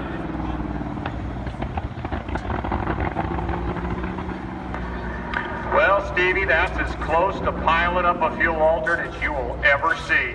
That thing was from one lane to the other, back up, straight to the center line. And a real handful for Dave Giles, and he tried staying with it, but there's no way. When you're out, he was literally out in the white concrete. I mean, there is no stick in the white concrete. But man, was that wild. You love it, gang? Do you love it? Tell me that doesn't take big ponies to drive one of them babies. Woo! Mama What do you guys think? It's kind of like maybe an old Irwindale, an old Orange County kind of feel up here. Wicked, or an old, you know, so you can see the tires here. All it was just from about an old Vegas track feel. Shaking so violently, Kind of you like just it see was the back weight then. of both tires. There's literally no way you can drive that car. When it's shaking that hard, the car is driving itself. The only thing you can do is lift off the loud pedal, and he did not do that, I don't think, for shoot. He drove it like 700-800 feet using both lanes. Started at this lane, ended up in that lane, and then I think he crossed in his side. Yeah. My Lord. Oh, he's in the Tramp. Okay. Thanks, you guys. They just put all new aluminum stands in. This is the first. They had the splinter in the butt wood stands here up until probably earlier this year. Well, and they got these aluminum ones in. And you see that take place. You're just glad that this white retaining wall has no marks on it down there. And that but in the retaining wall daytime, has they no put out marks so on it, much 'cause he heat. was that Plus the sun. close Today it to actually just shut about my piling camera the off. full It got meal so deal hot. up there. So hopefully tomorrow won't do You gotta that. stay in the center of the lane, but it's almost impossible So when I'm the car is glad they've, shaking. And literally, it's waited to still let the shake marks to start all at the 8. way They out weren't here going to start a lot until he earlier. was crossing the lane out here in the middle of the white concrete. They're giving a distance of about, give or take, 24 feet side, you know, from one side to the other. They got 24 feet to drive. But when you get over here to where it's 30 feet from here to that wall, when you're over here and putting about 1,000 horsepower to the ground, I'd help you if you stay in it. That is, that's non-courage there. Most drivers will tell you, man, if you're over here, you better start lifting. So we got a little bit, I think they killed a couple of foam blocks. Brian We might got be a little building a bit new of pebbles car, and down there, so they're Lyle. quad down to do a little cleanup. Well, look who arrived. That's right, Ed he's Jones just tuning. rolled Thanks, into the Rich. stage Yes, he lane. is here Ed tuning, Whitney, right. Made famous by this stagecoach and that story I've never It'll heard be Bill interesting Bader to see tell what happens before. now, Robbie. Back in the early 70s, before Ed owned this wheel standard, Bill Bader rode in front of it. Dylan's on here, Terry. I don't know if we got a chance to meet him. Talk about that fuel Aldred being crazy. I think Bill Bader's even crazier yet. Oh, right behind Ed comes the two Jets. So we're not far off. We got this new mat that we invested in a few months ago. It's used on all the NHRA national events. And you kind of wonder what's going on with this mat. Well, it's a special high-tech mat that's got plastic, high-tech blades in it. Tons of them. And then it's got a cover, it's got special fabric on them, and they use it at airports. One of the big problems at airports, they didn't want to run sweep trucks all over the place. So they came up with this. You put 4 of them behind We're a an hour pickup ahead, truck, literally clean an here, entire Dylan, airport. from California. Well, Larry Crisp at Vandermeer Speedway caught wind of it. He thought, man, wouldn't that work at a drag strip? Sometimes we have a windshield blow out of the back Hi, Tracy. of the race car, and you have a million pieces of glass everywhere. And literally, you can't really get it off with the broom or the blower, so it's 18 guys down there picking up glass. This will do that same job in about 2 minutes. Just picks up every piece of glass. Sure. And so that's what You'll they're have down to, there doing. if he Picking up tells you whatever he has to debris kill might you. come off of his lane swapping affair. And who we got waiting over You know here how that at our goes. side? Former oldies but goodies, AA Supercharged champion. This is Troy Owen and his dad Dave. A car they call the Legend. It's a beautiful early That was Ford nice, Rich. That was fun. replica. Thanks. David, don't walk away from me, for goodness sake. Don't leave me out here stranded. Thank you for coming back, sir. Pleasure. We love coming here. Tell people about the car. They do a little bit of prep. What's a 1933 Everything looks Ford okay. There's Victoria? nothing major, but they're just out there checking things over. My goodness. And from what I understand, it ran well a couple weeks ago at your home track at Woodburn. Bakersfield, No, that's I him right did. there Yeah, we checking went things out. 585, 243. He likes to come up to this race every We'll see year. how it does tonight. We might pick There that you up a go, little bit. Stuart. We'll have some good header flames tonight. We're running 100% nitro in it tonight, so we'll see. Give you a show. We're going to win that trophy. No, don't get near a They're car, former James. oldies You might want to champions, get and they are another one. hungry for a Nightfire title. You heard it from the man there. That's Dad. 100% uncut nitro. Just sounds cool to me.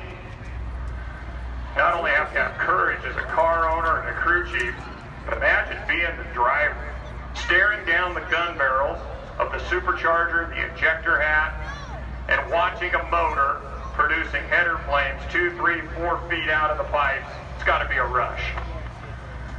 So a little more cleanup down in the mid-track area. Otherwise, the rest of the track sounds like it's A-OK. Special thanks to Steve and to Blake and to John, to Mark, everybody that's here from Bakersfield that are helping us in key strategic positions down this racetrack. It takes a lot of eyes and a lot of trained personnel. People like Dennis Law worked last weekend at the Seattle National event. Our starter, Weston Nichols, he worked a whole variety of events as well for Mike Giddings. We're very privileged to Yeah, have that's such a the great street coming core into of the track staff going up above. and We're down kind employees, of in many a of little which have ravine like. worked 10, 15, 20, And the 25 traffic's years. constantly going back and forth. For those of you that didn't know, since I'm the oldest in the family, this is my 46th year of working at this racetrack. My two brothers are a little younger. They've both been working for over 40 years. Like I told you earlier, our job was pick rocks. My dad hated rocks, and we picked up thousands of rocks. That's why you walk around this facility, you don't see any big boulders of rocks, because the one thing Dad trained us on, if we would pick up rocks, at age 11, he'd let us drive the track pickup truck around the facility. Well, that was a pretty good sales tool. We kept picking up. At about age 45, we finally started getting paid a little money. Up until then, it was board and food. But I'll quit talking here. You guys ready? Yeah. Are you guys ready? And Cat ready?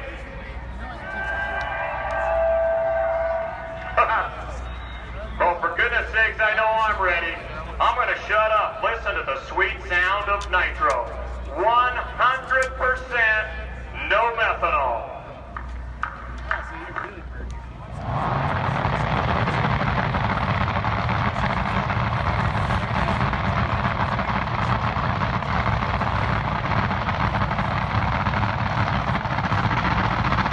Here we go.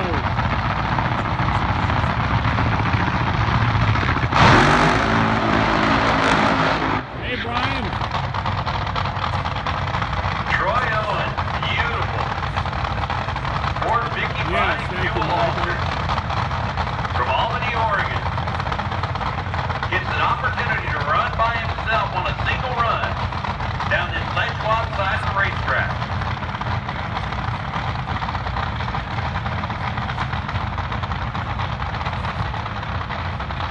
Opening effort for Owen was a 6:23 at 190.35 miles an hour.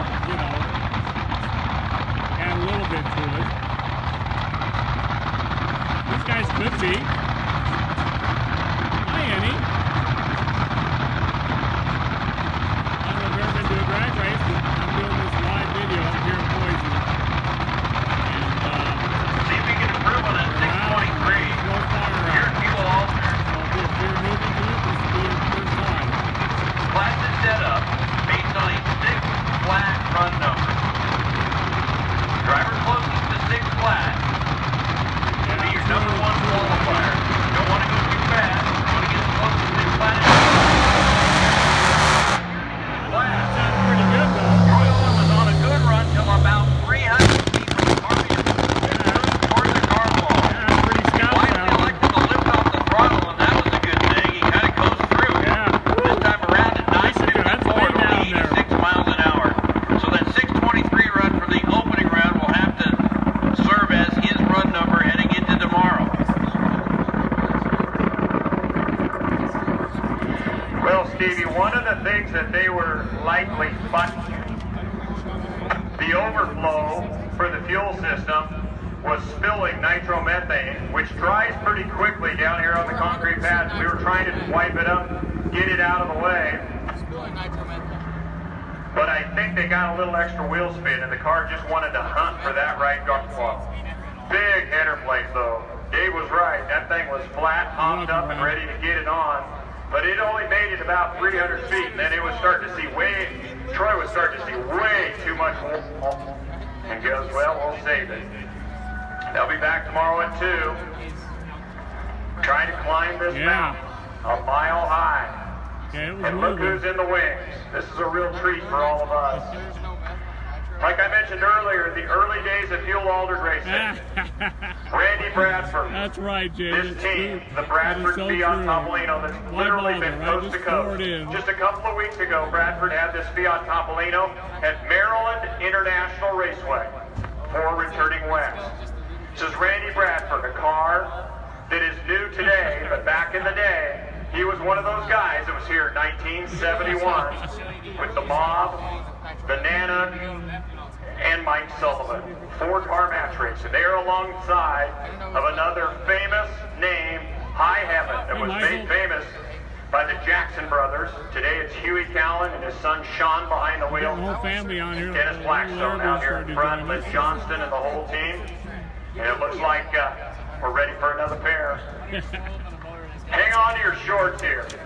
If we don't get header flames out of Randy Bradford's car, shoot me. This car is known for header flames. Here we go. Yeah, Randy.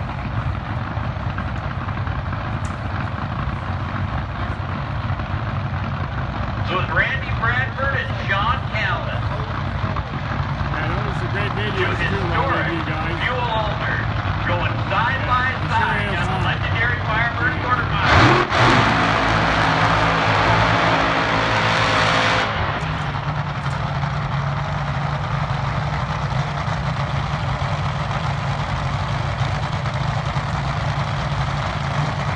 Fuel altered tonight here at Firebird Raceway. Certainly part of the Pepsi Nightfire history. Now 47 years strong, this year included. If you haven't purchased a Nightfire t-shirt to commemorate your visit to the Nightfire yet, you better hurry. There'll be another autograph session tomorrow. Yeah, so true. Grab a shirt, have your favorite driver autographed, and Randy Bradford and Sean Callan should be included in your quest for autographs tomorrow, because it takes a lot of heart and maybe a little bit of stupidity if you drive one of these bad boys. We Sure ran fun to watch, though. 95 to 97% No doubt no about mercy it. car back then a few times. But you know, it had dual mags and plenty of stuff to burn all Side that. by So side fuel altered. it was definitely something when it did that. Here we go.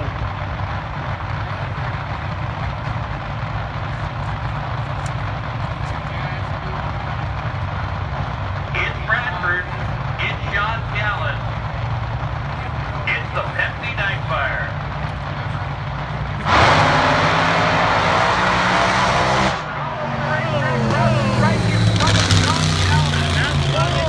Fuel altered. Oh, wow! Yeah. I don't believe what I just saw. Wow. Holy mackerel! That was moving, huh, James? Yeah, too bad we can't do replay on this thing. Stevie, that's as hair-raising as it gets. That was touch and go. Sean Callan lifted off at the pedal right at the exact right moment in time before Sure they did. just did the complete hoochie-coochie right there at mid-track. And it looked to me like Randy was good to about 200 feet. You want to see? But then after that, that thing started hunting the center line, and it was going for cones. Big, bad foam blocks. Thank goodness Bob Brockmeyer invented this system. Speaking of fuel Those altereds, foam blocks are simply we just matched raced squares Steve Neese with one time, reflectors in and them. I can tell you back Steve in the ran days of the 70s when they 284 first ran up here, there at Tucson. it wasn't foam blocks. It was metal brackets with started light on this sources side, in it. Dylan. We had power to the center of the racetrack, and whenever anybody would hit one of those light 72. sources, you know what would happen? 9 times out of 10, it would cut the tire. Boom, crash. So glad those went away. Now when you hit one of these foam blocks, although it was a little hairy there because things were getting a little bit, well, way to the wild side, it doesn't really hurt the car. But man, that was pucker time. Woo. That's why they call them wild and woolly. Over the years, wall to wall, and unpredictable might be the best way to describe these cars. Well, waiting in the wings. We're going to go down and do a little cleanup, I think. Out comes the magic carpet. That's what we call it, magic carpet. We've got the two Hicks Dale. brothers. Yeah, but Dan Ray and had Dave. 4-1 in it, though. Yeah, that was pretty close, huh, Stuart?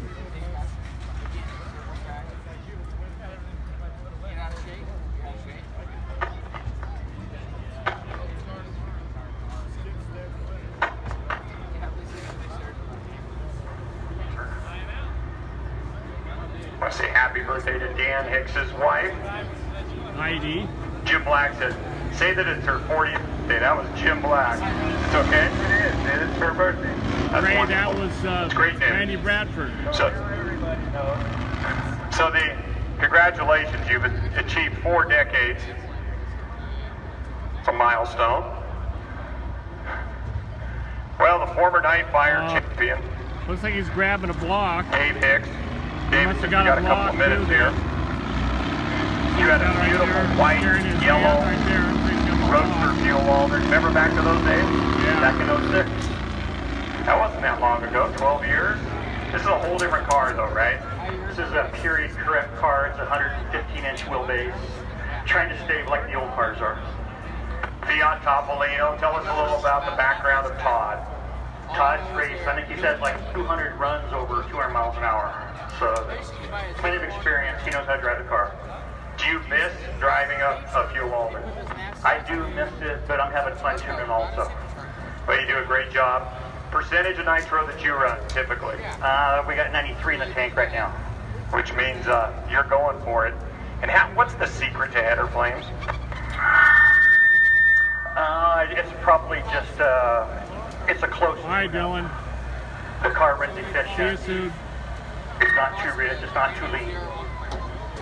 You just got the right mojo. We love your car. Thank you for being here. Thank you for having us. Yeah, I bet. The Hicks I bet, family. Ray. That's Of course, why I it's kind of joke hard to about talk 4-1. Dan over here in the heat seeker, but I guess I can shove it inside. See if we can do this. We don't always get a chance to talk to the driver. And the heat seeker and the other guys, all beautiful we all orange raced and with Dave. black colors. He was just up there Welcome back to talking. Firebird. Oh, thank you. It's great to be here. It's a special weekend. My wife just turned 40 Dave yesterday, Dix and and we're here his to hold wife the race on her behalf. celebrating their anniversary. Well, tell us about your car. You put a lot of time, energy, money. You've been running all over. This thing can haul the mail.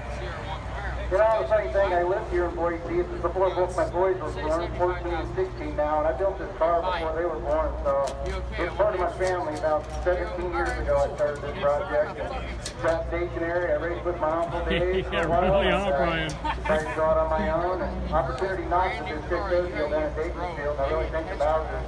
Started this out, and here we are, 5 years later. Got 2 a day, Mike.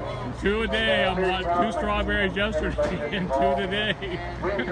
Might go up to 3 if the weather's so dang hot. Well, you got a number of sponsors, I know you, that, Ray. that contribute to your operations. These cars aren't cheap to run. No, not at all. Local guys here, Western Sandblasting and Powder Coating, they've been great. They actually just bought a car of their own. Hopefully they're going to get it out next year at the fuel altar. But, you know, everybody involved is a big drum. Some of the captains and machinery up in Kelso, Washington, build logging equipment. Clean soil helps us with the products and everything. It is, Michael. It's good ice It takes a lot. It cream. takes a lot of effort. It takes a lot of manpower. They even have It really the takes a triple lot of thick money. plastic spoons so you don't break them in half because it's so cold. Nobody wants to pay us to do this, so we really appreciate it. Good luck. Thank you, thank you. Appreciate it. That's the man behind the butterfly wheel. That thing looks bad to the bone. Oh my. Well, they came into this session, I believe, number 1 or number 2. They're 2 of the top qualifiers. Well, Boy, good. that mat looks That's good, Robbie. Thank you, Steve. The magic carpet goes There's out. that video, This deal. too, These of, drivers appreciate him that, and, too. That might have been a job Boyd that took at 25 Bakersfield, minutes in and the old Boyd did days. the same That thing. carpet Swapped does a and great went around job. the back of him, came around the other side. Looks like we're good. All right, Stuart. Final 2, double lane fuel alternates to go. You'll be up here soon again, Mike. Ready? I said, are you ready?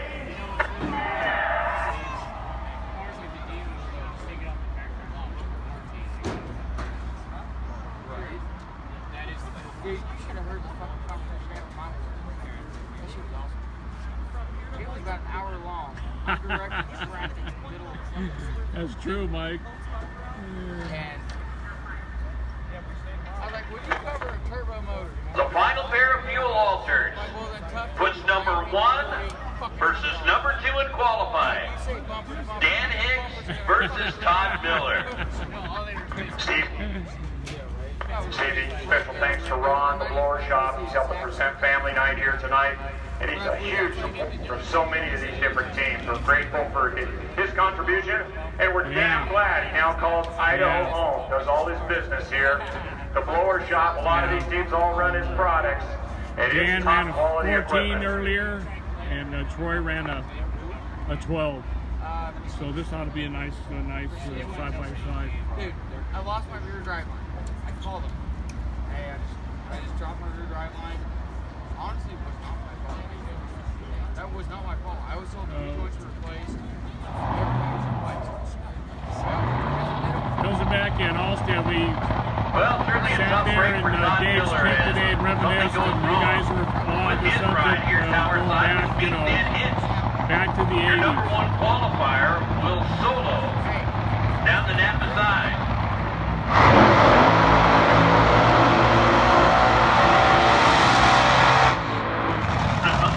No doubt, Hicks is in the running for best burnout of the weekend. That's one money on the line. I would have earned it if I did. Measured 12 feet or at least that track anyway.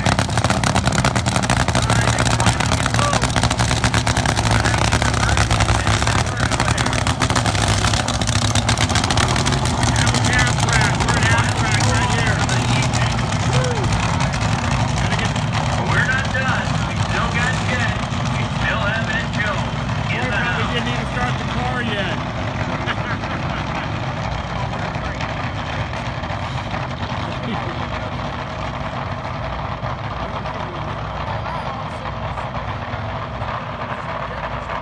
So a solo shot by Dan Hicks Oh, there's a solo. with Okay, the fitting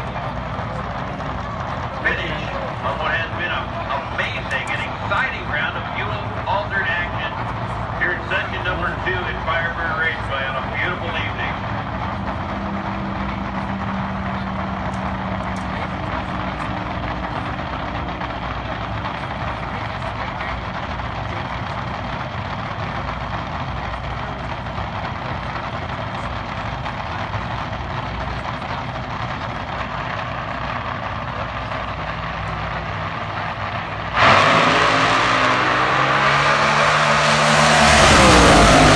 Amazing run at 6:01 for Dan Hicks. right on.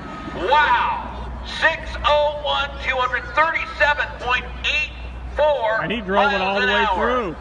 Low ET and top speed for Yeah. a fuel altered here at Firebird Raceway this weekend with one more round to go tomorrow at 2 p.m. Wow. Wow, what a run by Hicks. He was 6:01 and 237 I think with that might be it, you guys. 190.5 miles an hour at the 8th mile halfway down. There's a couple What a more. run by Hicks. Yeah, no kidding. Oh, Lyle. Woo. They got it right. They got it set up nice. Hey, would you join Nice with and me? lazy Give a off little the encouragement. line. These guys are dejected. The car wouldn't fire. Then it kinda First gets time moved through the ever. mid. Give them a little encouragement tonight. They're bummed. It's like, you gotta be kidding me. Why wouldn't this thing fire? They tried Yeah. everything. It's probably some small little tiny All part right, man. or You bet, Jim. something that they'll find for tomorrow. Trust me. Boy, what a run though by Dan Hicks. Woo! 6:01. Dang, that thing was straight down through there. It's got a little longer wheelbase, so it's That'd be fun, Lyle. not that it's violent going from All right, one way Terry. to the other, but Talk it's to you got soon. some management there with just the wheelbase You bet, part. James. Man, we got 2 more days to go, and I think I've almost lost my voice. That's all right. I'm having fun tonight with the rest of you as we get ready for the Outlaw from the land of Jelly Belly. Yeah. Easily. I'm going to go ahead and one of sign the off, most you famous guys. wheel And look for standards, me if around not 2 tomorrow the for single the most famous wheel Next standard Madness of all Ball. time. Man, you bet. He You is bet. from Idaho. He's from the lad. His Are you wife sure, Wendy is Pete? You here. really want to watch the How about a Jets? warm welcome for Ed, the Outlaw Jones. Tom ran earlier, Mike. I forgot what he ran. He Gonna didn't try run and go that a good. quarter He got mile down on there. 2 though. wheels, Stevie. Gonna try it. Here comes the warm-up. You bet, Rich.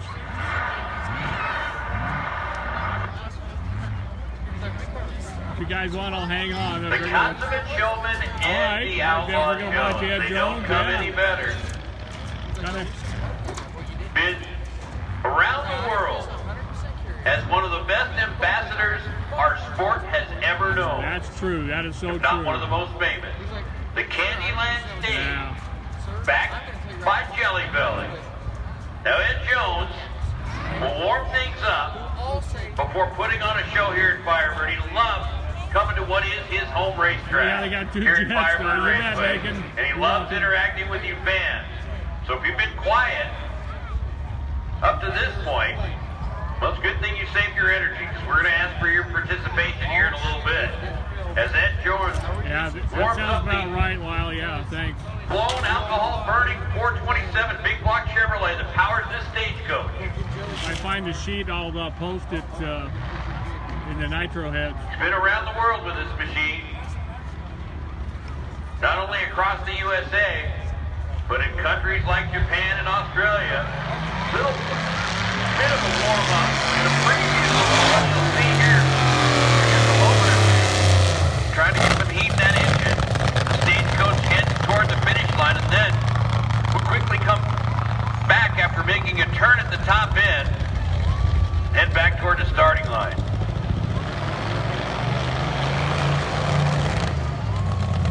Ed Jones truly loves the bend here at Firebird, and Scott said he's from Idaho. That's native Idaho. It's quite windy. Assisting everywhere that Ed goes.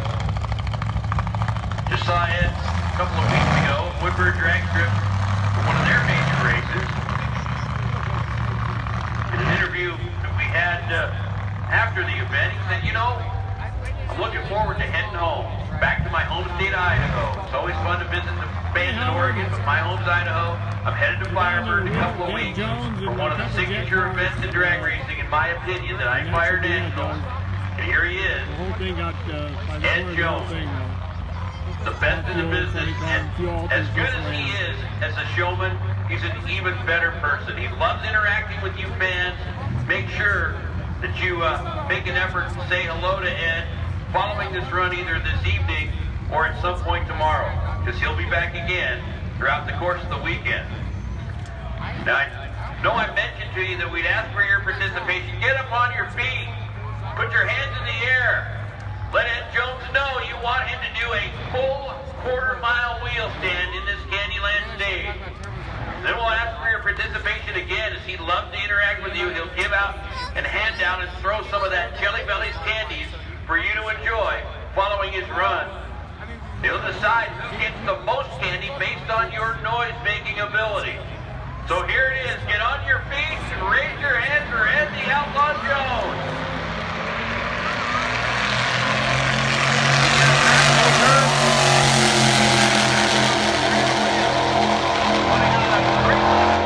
Runs 12:51 at 102 miles an hour on the rear wheels alone. He will make a turn at the top end, come back to the starting line, and that's when I'm going to ask for your help. So if you waited until now, trying to stay cool and stay calm, even though that was an amazing fuel-altered session we just witnessed, hey, you want some candy? Ed Jones will be happy to give you some if you can participate. Make a little noise.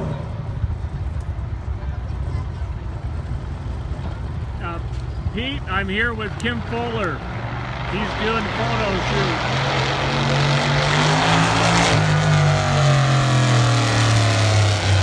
For the Nitro Hot Rod magazine. Hi, Sandra. I know you've seen everything so far, but so here's yeah, Ed Jones. Here with Kim and then Mark and He'll McCauley. quickly climb from the cockpit of the stagecoach. His lovely wife Wendy will help him remove the safety equipment that's required as he puts his hands in the air to greet you fans. You bet, Pete. Up rolls Wendy, his wife. Stand up, let him know. He can hear you now. Woo. Tower side, do you want some Jelly Bellies? Let him hear it. Hey, spectator side. There's more of you over there. Stand up. Make some noise. Want some candy? Yeah. Truly one of the best showmen in the Mark. business, no question. What are you painting tonight? You're getting... Ed Jones, driver of the Candyland This stage, is live, just coming about back the end to of his home the state, video. Idaho. We did top fuel, 20 car and fuel altered, and Ed Jones is up, and after that we're going to go with for 2 jets. All right, here you go.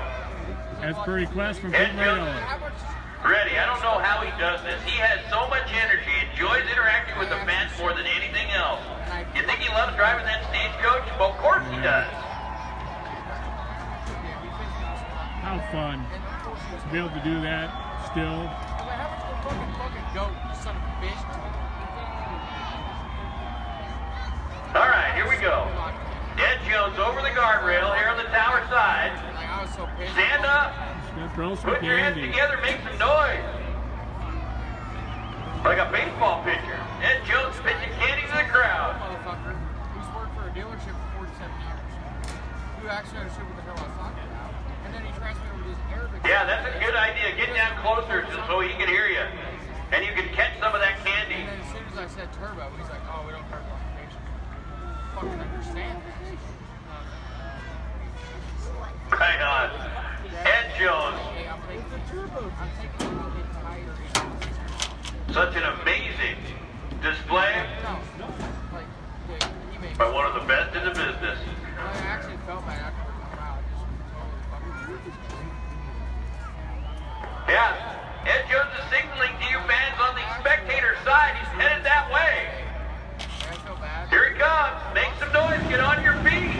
My recommendation is get closer to the return road so he can give you some of that candy. You want some, he says? Make some noise.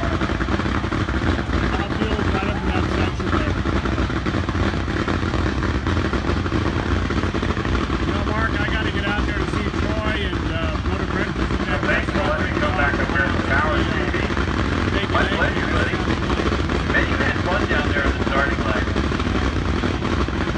It's always fun down being in the trenches, nothing like it. Well, Jets are coming around next.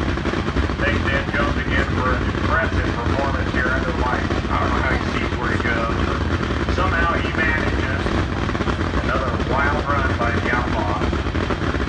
He's coming this side. We're getting ready to put enough water behind these concrete pads and hopefully not blister them. But it doesn't take long to get the afterburners to dry that water out. Oh, Ed, you brought, oh Lord, you threw the whole bag? What's the deal, dude? Did you bring more? Oh yeah, he brought more. Look at this. He always brings extras, especially when he comes here to Firebird. He's only been coming here for 40 years, for goodness sakes. Inflated prices were going to buy a ticket like Albertsons was like Oh, here comes the jet cars. I'd easily pay 50 for a ticket.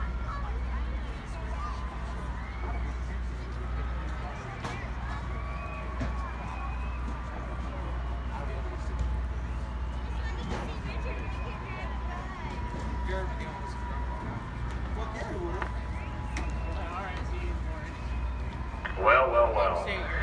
Here comes Richard Smith. One of the most important things with these cars that are not wheel-driven, they are air-driven, is getting them up, lined up nice, straight, and true in their lane. Owned by Darren Bay. This is the mighty Warp Speed. Richard Smith, the former Tinker All-Star. We're just about at the end of the Up and show for the alongside night. Renegade Raceway track operator up in Yakima. At one point in time held the Alaskan land speed record. With help from Bronco Motors in this truck and a car he calls the Daytona Hawk. This is Derek Snelson. This track's been here about that long since they What when they two opened more theirs beautiful back funny cars. I mean, you could go any racetrack around the country. There's probably 150 some odd sanctioned or outlaw racetracks in North America. You will not find any two prettier top performers than these two right here. We're so lucky that they're from the great Northwest, and they love coming to Firebird every season. 3 performances. Terry Kelly was One on this earlier evening, too, and Sherry. tomorrow That's night, why I and mentioned again on that, 'cause, you Sunday. know, we all went, George, you know, everybody. That's why I was thinking about that. So about 200 gallons of water behind each of them. So we make sure that we get them lined up nice and straight here on the starting grid. And it's a series of batteries and an umbilical cord that connects over into these turbine motors. Just like a Banshee fighter jet, these all have different sizes, different styles of engines. The funny cars, the motors sit right to the right-hand side. You're within like 2 inches of the engine. You just got to reach over and there's the engine. Literally thousands and thousands of horsepower of turbine power. So they get ready to connect everything up. Richard Smith first came to this track all the way back to the 1980s when we were joining forces with Jim Tice in the AHRA. He brought a funny car from Lenexa, Kansas called the Warhawk. And Richard's been a part of this track for so many different years and so many different decades. So it'll be the Warp Speed against Tomahawk. You know, I might have talked to him a couple times, Pete. Yeah. Maybe that's why he looked familiar. One final time tonight. You've been a great crowd. You've been enthusiastic. But these two drivers can hear you right now. Are you ready for the jet finale?